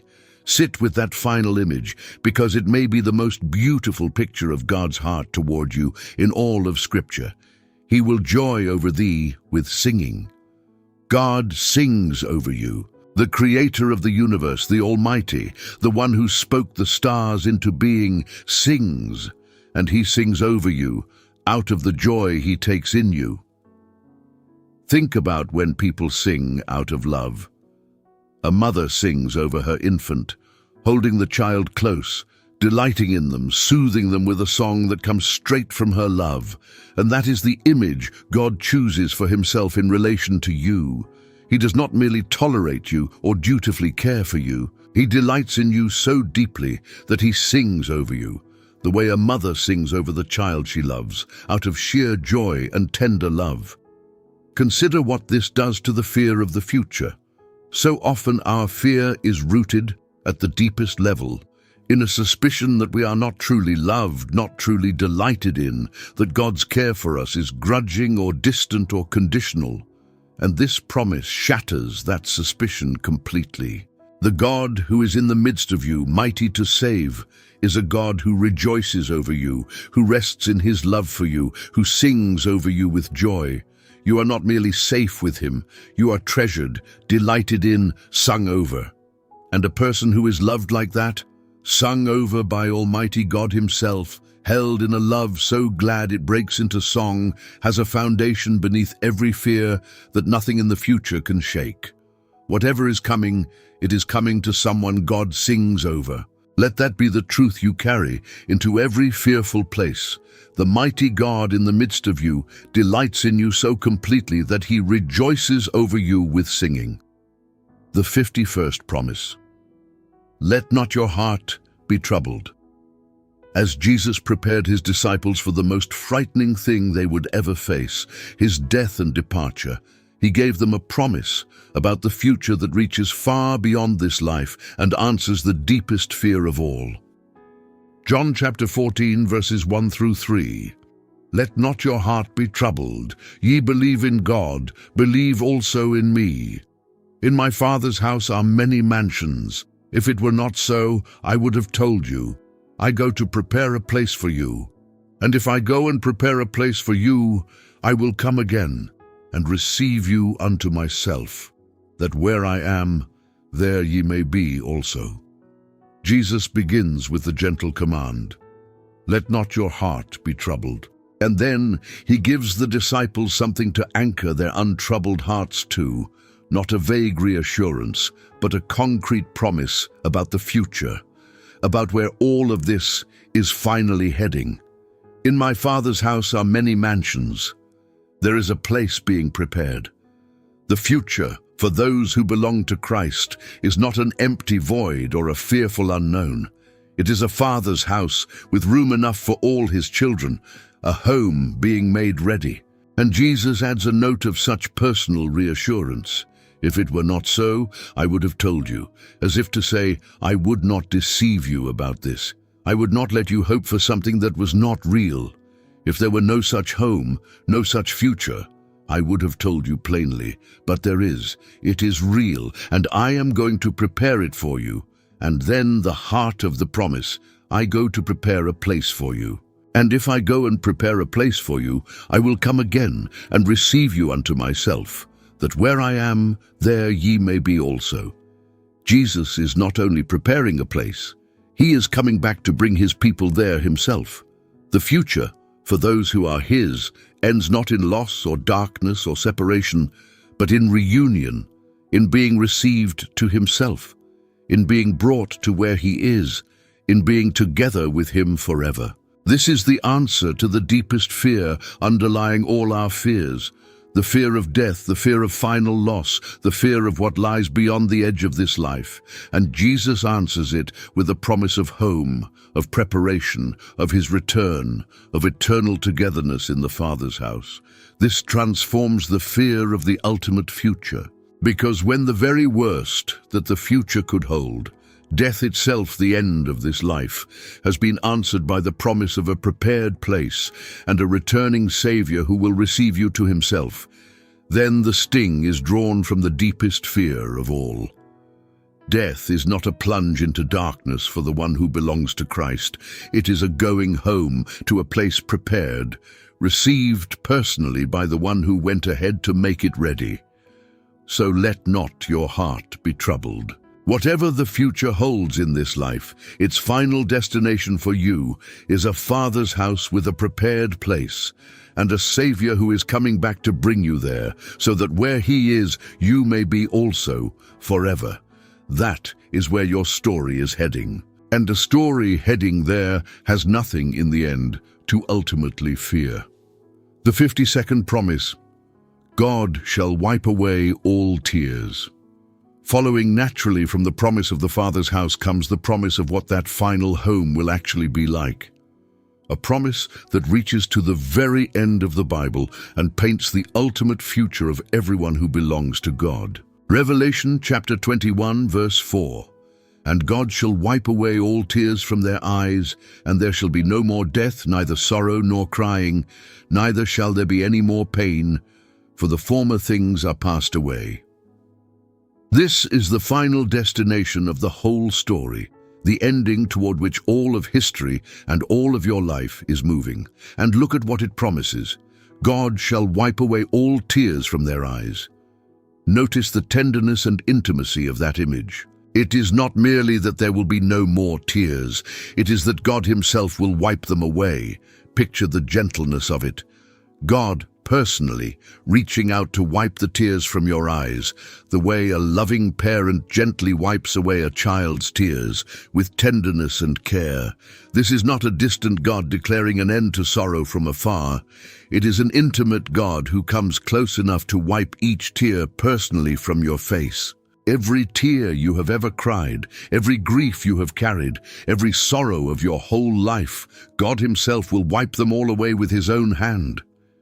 And then the promise names, one by one, the great enemies of the human heart and declares their end. There shall be no more death. Death, the final enemy, the source of so much of our fear, gone, abolished, no more. Neither sorrow nor crying, the grief, the weeping, the heartbreak that has marked so much of human life, no more. Neither shall there be any more pain, the suffering, the affliction, the pain of body and soul, no more. Every single thing you fear about the future, every source of the dread that keeps you awake, is named here among the former things that will pass away utterly and forever. In the end, they are all abolished. Death, sorrow, crying, pain, all of it belongs to the former things, and the former things pass away. This is the ultimate answer to the fear of what is coming, because it tells you what is finally, ultimately coming for everyone who belongs to God. Whatever difficult things may come in this life, and some may indeed come, they are not the end of your story. They belong to the former things, and the former things are passing away. The final chapter, the true destination, the place all of this is heading, is a world with no more death, no more sorrow, no more crying, no more pain, where God Himself wipes every tear from your eyes. So when the future frightens you, lift your eyes past it to the final future, the true ending.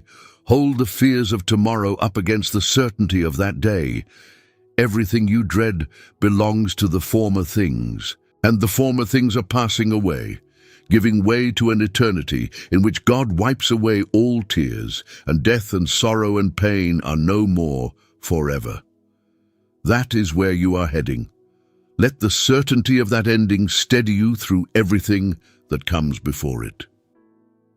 The 53rd promise, I am He that liveth and was dead. For the deepest fear of all, the fear of death itself, whether our own or that of those we love, Christ offers a promise grounded in the most extraordinary event in all of history, His own conquest of death. Revelation chapter 1, verse 18. I am He that liveth and was dead, and behold, I am alive forevermore, amen, and have the keys of hell and of death. Hear who is speaking and what he claims. This is the risen Christ, and He makes a declaration no one else who has ever lived could truthfully make. I am He that liveth and was dead, and behold, I am alive forevermore. He died. He genuinely died, really and fully, but He did not stay dead. He is alive, and not just alive, but alive forevermore, alive with a life that can never again be touched by death. Christ went into death itself, the great enemy that every human being fears, the undefeated conqueror of all humanity, and He came out the other side alive, having broken its power, having defeated the one enemy no one had ever defeated. He faced death and won, and then He makes a claim that transforms the fear of death for everyone who trusts Him, and have the keys of hell and of death. Keys are a symbol of authority and control. To hold the keys of something is to have power over it, to be the one who decides who is bound and who is freed. And Christ declares that He holds the keys of death itself. Death is no longer an uncontrolled terror ruling over humanity with absolute and final power. Death now answers to Christ. He holds its keys. He has authority over it. It cannot do anything to those who belong to Him except what He who has conquered it permits. And for His own, what He permits is not final destruction, but passage through death into everlasting life with Him. The enemy that seemed to hold all the keys, that seemed to have the final word over every human life, has been mastered. Its keys hang now on the belt of the risen Christ. This is the ground on which the fear of death is finally overcome. Not by pretending death is not real, it is real, and Christ Himself truly died, but by trusting the one who died and rose and now holds death's keys. Because he lives, those who belong to him will live also. Because he has conquered death, death cannot hold them. Because he holds the keys, the door that death seemed to lock forever has been opened, and on the other side is not darkness, but everlasting life in his presence. So whether you fear your own death or grieve in fear over the death of those you love, bring that deepest of all fears to the risen Christ. He was dead, and behold, he is alive forevermore, and he holds the keys. The worst that the future could ever hold, death itself, has already been faced and defeated by the one who loves you, and he holds its keys in his own conquering hand. The 54th promise, because I live, ye shall live also. Flowing directly from Christ's conquest of death comes a promise that applies that victory personally and directly to you. John chapter 14, verse 19. Yet a little while, and the world seeth me no more. But ye see me, because I live, ye shall live also. Focus on the unbreakable logic at the heart of this promise. Because I live, ye shall live also. Jesus binds your life to his own. He does not say, if you are good enough, you shall live, or if you earn it, you shall live. He grounds your living entirely in his living. Because he lives, you shall live also. Your eternal life is not anchored to your own performance or your own strength or your own worthiness, all of which are uncertain and fragile. It is anchored to the life of Christ himself, who is alive forevermore and can never die again. Your life is tied to his, like a small boat tied to an immovable anchor. As long as he lives, and he lives forever, your life is secure. This is an extraordinary security to rest in, especially in the face of the fear of death. Because the question that haunts the human heart is, what happens to me? When I face death, when the end comes, what becomes of me? And Jesus answers by linking your fate irreversibly to his own. He has already died and risen. He is already alive forevermore, beyond the reach of death. And he promises that because this is true of him, it will be true of you, that your life is joined to his deathless life, so that his victory over death becomes your victory. His unending life becomes the guarantee of your unending life. You do not face death as one whose outcome is uncertain. You face it as one whose life is bound to the life of the one who has already conquered death and lives forever. And notice the context. Jesus speaks this just as he is about to be taken from the disciples' sight. The world seeth me no more, but ye see me. Even as he departs, even as the world loses sight of him, his own continue to see him, to know him, to be joined to him. His departure is not the end of their relationship with him, but its transformation into something even deeper and more permanent. And out of that abiding connection flows the promise, because I live, ye shall live also.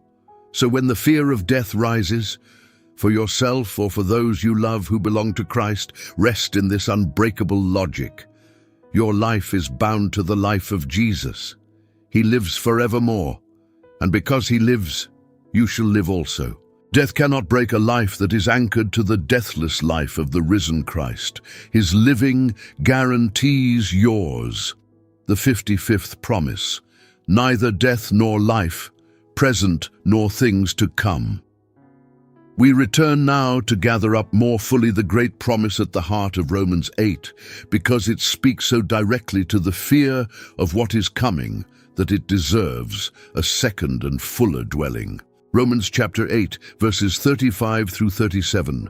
Who shall separate us from the love of Christ? Shall tribulation or distress or persecution or famine or nakedness or peril or sword? Nay, in all these things we are more than conquerors through him that loved us. Look at the specific list of hardships Paul names here, because it is not abstract. It is concrete, brutal, real. Tribulation, distress, persecution, famine, nakedness, peril, sword. These are not gentle trials. These are the harshest things life can throw at a person: crushing trouble, deep distress, active persecution, the hunger of famine, the exposure of having nothing, mortal peril, the sword of violent death. Paul lists the very worst that could come, the things any person would rightly fear, and he asks whether any of them has the power to separate us from the love of Christ. And his answer, which he will make explicit in the verses that follow, is a thunderous no. Not one of these things, not the worst that could ever come, can separate you from the love of Christ. And then, in the midst of naming all these terrible possibilities, Paul makes a declaration that transforms how we face them. In all these things we are more than conquerors through him that loved us. Notice, not we will escape all these things. Not none of these things will ever touch us. Paul is realistic. These hardships may indeed come. What he says is that in them, right in the middle of the tribulation, the peril, the distress, we are more than conquerors, not merely survivors, not merely those who barely make it through, more than conquerors. The victory is not just that we endure these things, but that we triumph through them, that they cannot defeat us, that even the worst of them becomes, in the hands of the God who loves us, something we overcome and are more than conquerors over. And the source of this overwhelming victory is named precisely through him that loved us. We are not more than conquerors through our own strength, our own courage, our own resources. We are more than conquerors through him, through the one who loved us, whose love is the power in which we triumph. So take Paul's list and hold it against your own fears of the future. Whatever specific hardship you dread, trouble, loss, danger, want, even violence and death, Paul has already named it and already declared the verdict over it. It cannot separate you from the love of Christ, and in it, through the one who loves you, you are more than a conqueror. The hard things may come, but they come to one who, through the love of Christ, will not merely survive them but overcome them, more than a conqueror through him that loved you. The 56th promise: if God be for us, who can be against us? Just before that great crescendo about nothing separating us from God's love, Paul asks a question that, once truly grasped, dismantles fear at its foundation. Romans chapter 8, verses 31 and 32. What shall we then say to these things? If God be for us, who can be against us? He that spared not his own Son, but delivered him up for us all, how shall he not with him also freely give us all things? Consider the question at the center. If God be for us, who can be against us? This is not a claim that no one will ever oppose you, that you will have no enemies and face no opposition. Plenty may be against you in this life. The question is deeper than that. It asks, if the Almighty God, the maker and ruler of everything, is on your side, is for you, then what does it finally matter who or what is against you? What opposition could ultimately prevail against a person whom God himself is for? However great the forces arrayed against you may seem, they are nothing compared to the God who is for you. If he is on your side, the outcome is not finally in doubt, no matter how many or how strong the things that stand against you. The decisive question is not who is against you, but who is for you, and God is for you. But how can you be sure God is really for you? How do you know when fear whispers that maybe God is distant or indifferent or even against you? Paul anchors the certainty in the most powerful evidence imaginable. He that spared not his own Son, but delivered him up for us all. Here is the proof that God is for you, beyond all possible doubt. He did not spare his own Son. He gave up Jesus, delivered him to the cross for you. This is the ultimate demonstration that God is for you and not against you. He has already made the greatest sacrifice conceivable on your behalf. He gave his own Son, and Paul draws the irresistible conclusion: how shall he not with him also freely give us all things? If God has already given the greatest gift, his own Son, then how could he possibly withhold anything else you truly need? The greater gift guarantees the lesser ones. The God who did not spare his own Son to save you will not now abandon you or fail to provide what you need for the road ahead. This is a foundation for fearlessness that rests not on wishful thinking, but on what God has already done. You do not have to wonder whether God is for you. The cross has settled the question forever. He gave his Son for you. He is for you beyond all doubt. And if he is for you, he who did not spare his own Son, then no opposition, no enemy, no frightening circumstance in your future can finally prevail against you. Who can be against you when God, who gave everything for you, is for you? So when fear tells you that you are facing the future alone, or that the forces against you are too great, answer it with this: God is for me. He proved it at the cross. And if God is for me, the question of who is against me has already lost its power to make me afraid. The 57th promise: the Lord will give strength unto his people. As we near the end of our journey through these promises, we come to a simple and beautiful assurance that joins two of the greatest gifts God gives his people, strength and peace, in a single verse. Psalm 29 verse 11, the Lord will give strength unto his people. The Lord will bless his people with peace. There is a lovely completeness in the pairing of these two gifts. The Lord will give strength unto his people, strength for the doing, for the enduring, for the facing of what must be faced, and the Lord will bless his people with peace, peace for the heart, for the inner life, for the quieting of fear. Strength and peace together. These are precisely the two things the frightened heart most needs: strength to endure and face the hard thing, and peace to be at rest even while enduring it. God promises both. He does not give strength without peace, leaving you able to endure, but inwardly tormented.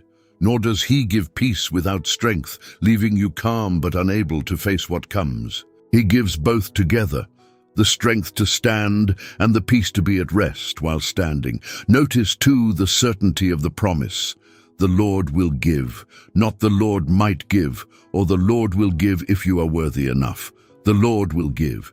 It is stated as a settled fact, a sure thing, a promise that rests on God's own faithfulness rather than on your performance. To his people, those who belong to him, he will give strength, and he will bless with peace. These are not gifts you have to earn or extract or anxiously hope for.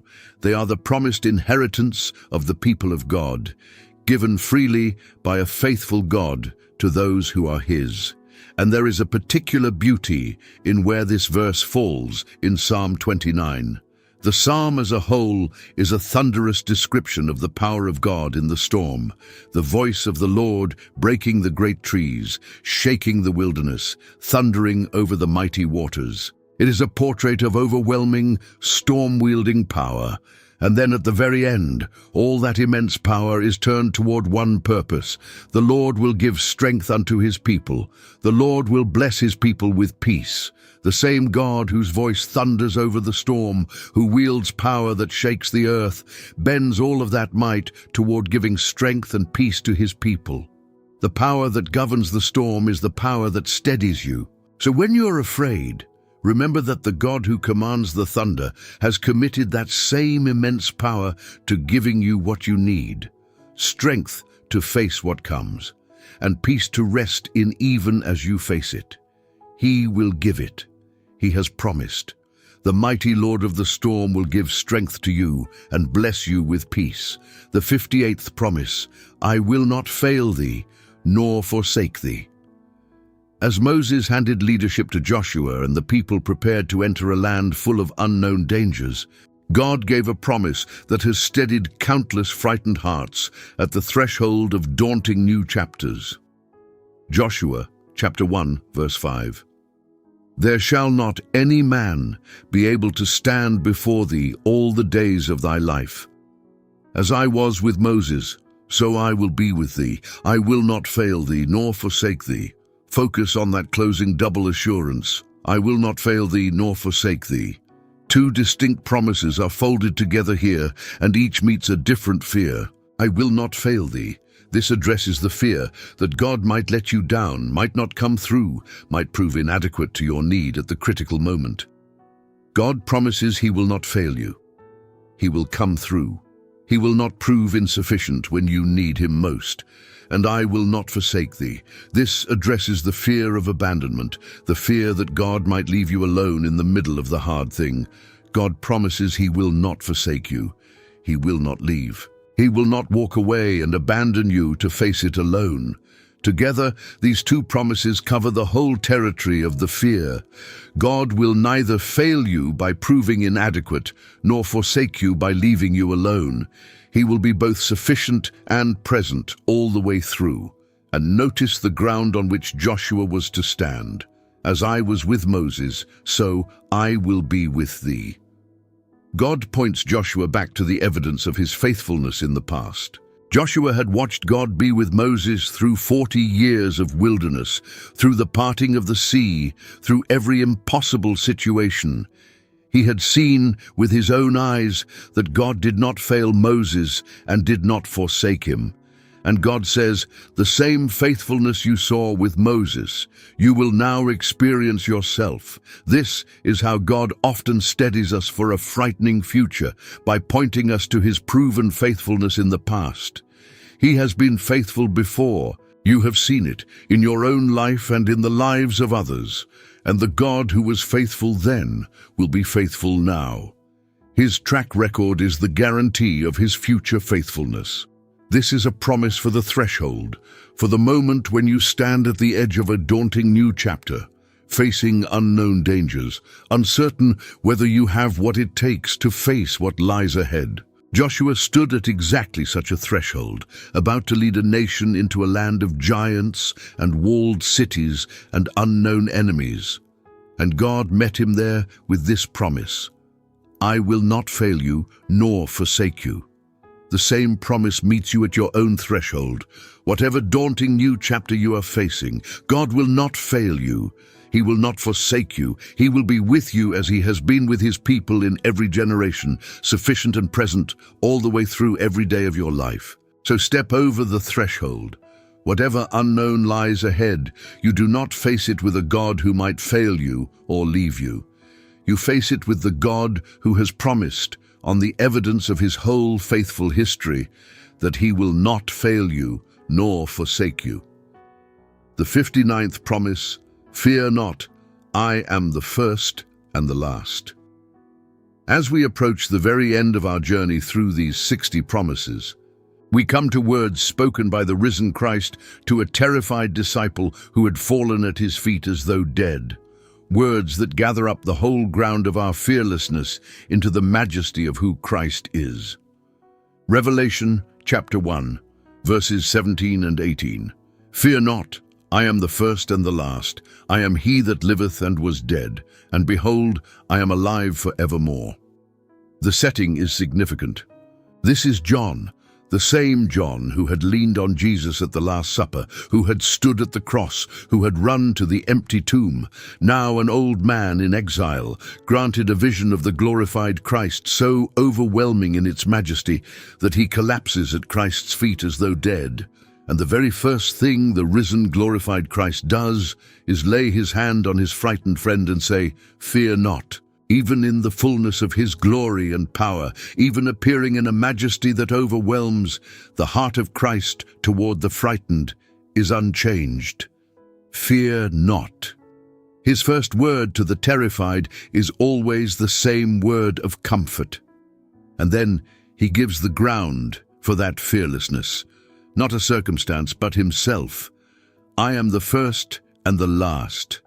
Consider what it means that Christ is the first and the last. He is there at the beginning of all things, and he is there at the end of all things, and he encompasses everything in between. Whatever you are afraid of in the future, he is already there, at the end of it, the last as well as the first. There is no point in time you could travel to, no future you could arrive at, where Christ is not already present as the Lord of it. Your future is not an unknown void where anything might happen beyond God's reach. It is territory already occupied by the one who is the first and the last, who holds the beginning and the end and everything between in his hands. You cannot go anywhere in time where he is not already sovereign, and he grounds it further in what we have already seen.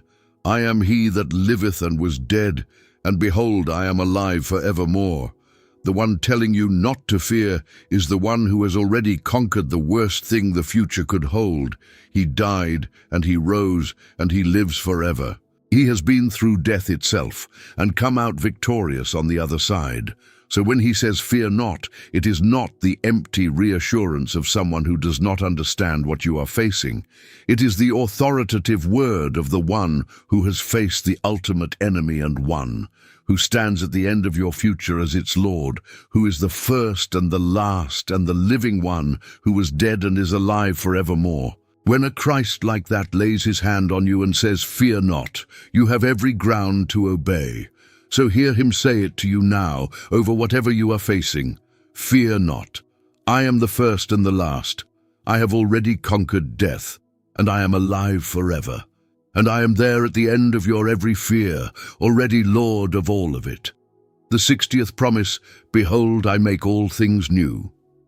We come now to the 60th and final promise, the last of the 60, and fittingly, it is the promise that stands at the very end of the entire Bible, the note on which all of Scripture closes, the ultimate word about where everything is finally heading. Revelation chapter 21, verse 5. And he that sat upon the throne said, Behold, I make all things new. And he said unto me, Write, for these words are true and faithful. Behold, I make all things new.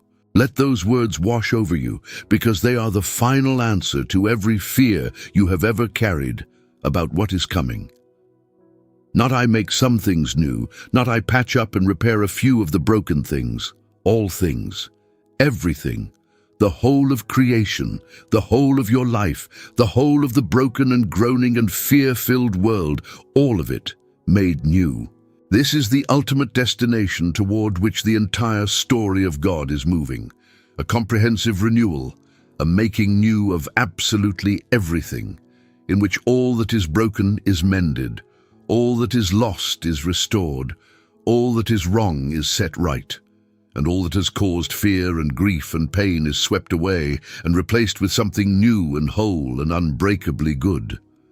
And notice who speaks these words. He that sat upon the throne. This is not a hope whispered by someone powerless to bring it about.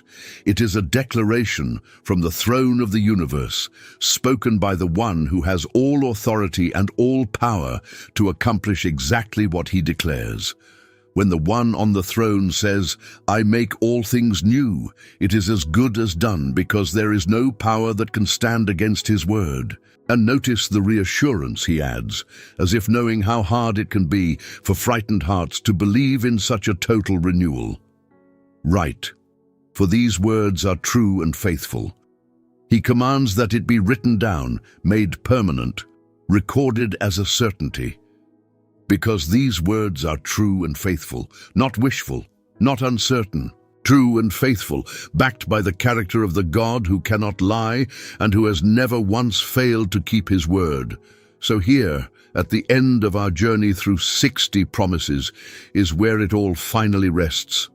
Whatever you are afraid of, whatever is coming that fills you with dread, hold it up against this final throne-spoken true and faithful word. Behold, I make all things new. The brokenness you fear is not the end. The loss you dread does not get the final word. The pain you are bracing for belongs to the old things that are passing away. And the one on the throne has declared in words that are true and faithful that he is making all things new, everything without exception, mended and restored and made whole and good forever. That is where your story is heading. That is the destination toward which even your hardest chapters are moving. And a person walking toward an ending like that, an ending guaranteed by the one on the throne, in words true and faithful, can face everything that comes before it with a settled and unshakable hope. Not because the road holds no hardship, but because the destination holds no fear. Behold, he is making all things new. A final word over you. We have walked together through 60 promises, 60 times that God has bent down toward frightened human beings and told them the truth about who he is and what he will do. And now, as we come to the end, I want you to notice something about the whole of it. Through all 60 promises, running underneath every single one of them like a single golden thread, was one theme that appeared again and again. I am with you. It was there in the very first promise. Fear not, for I am with thee. It was there in the last words of the Gospel of Matthew. I am with you always. It was woven through the valley of the shadow, through the waters and the fire, through the everlasting arms and the sheltering wings, through the God who sings over you and the Christ who holds death's keys. Underneath every specific comfort, the deepest comfort was always the same. You are not alone. God is with you. He has always been with you. He will be with you in everything that is coming. That is the answer to the fear of what is coming. Not the removal of every hard thing. We have been honest throughout that the waters and the fire are sometimes on the path, but the unbreakable, promised, proven presence of God in every one of them. You will never face anything alone. You will never walk into any future by yourself. Whatever is coming for you, God is already there, and he will be with you in it, and he will hold you through it, and he will bring you out the other side, and he will not lose you, and he will not fail you, and he will not forsake you, and in the end, he will wipe away every tear and make all things new. That is what these 60 promises, taken together, are telling you. And every one of them is true and faithful. Before we close, let me ask one thing of you. And this is the one thing I'll ask, because if these promises have done anything in you tonight, the most natural response is to want them to reach someone else. Think right now of one person, just one, someone who came to your mind while you were listening. Someone who's afraid of what is coming, someone lying awake with dread, someone carrying a weight of fear they don't know how to set down. You know who they are. A face has probably already surfaced in your mind. Send them this teaching, not with a lecture, not with a long explanation. Just send it with a simple word. I thought of you. I think you need to hear this. That small act might be the thing that reaches them in exactly the moment they needed it most. These promises were never meant to be hoarded. They were meant to be passed from one frightened heart to another. Be the one who passes them on. And if you're able, take a moment to subscribe as well, so that you'll be here for what comes next. It's free, and it's a single tap, and it keeps your seat among all of us who gather here to be reminded again and again that we don't have to be afraid. And in the comments below, I'd love for you to do one last thing. Name the one promise out of all 60 that you most needed to hear tonight. The one that landed somewhere deep, the one you want to carry with you into whatever you're facing. Write it down where the rest of us can see it. Let this become a place where frightened people remind each other of the promises of God. And now, hear this blessing spoken over you as you go. May the God who is with you always, with you in the waters and the fire, with you in the valley and on the mountain, with you in the terror by night and the trouble by day, quiet every fear that has been keeping you awake. May you know, deep in the place where your fear lives, that you are held by everlasting arms that will never let you go. May the peace that passes all understanding stand guard over your heart and your mind tonight. And when tomorrow comes, and whatever it brings, may you walk into it unafraid. Not because there is nothing to fear, but because the one who holds the keys of death, who sings over you with joy, who has promised to make all things new, is walking into it with you and will not leave your side now or ever. You are not alone. You never were, and you never will be. Go in his peace, and do not be afraid of what is coming, for he is already there, and he is holding you still.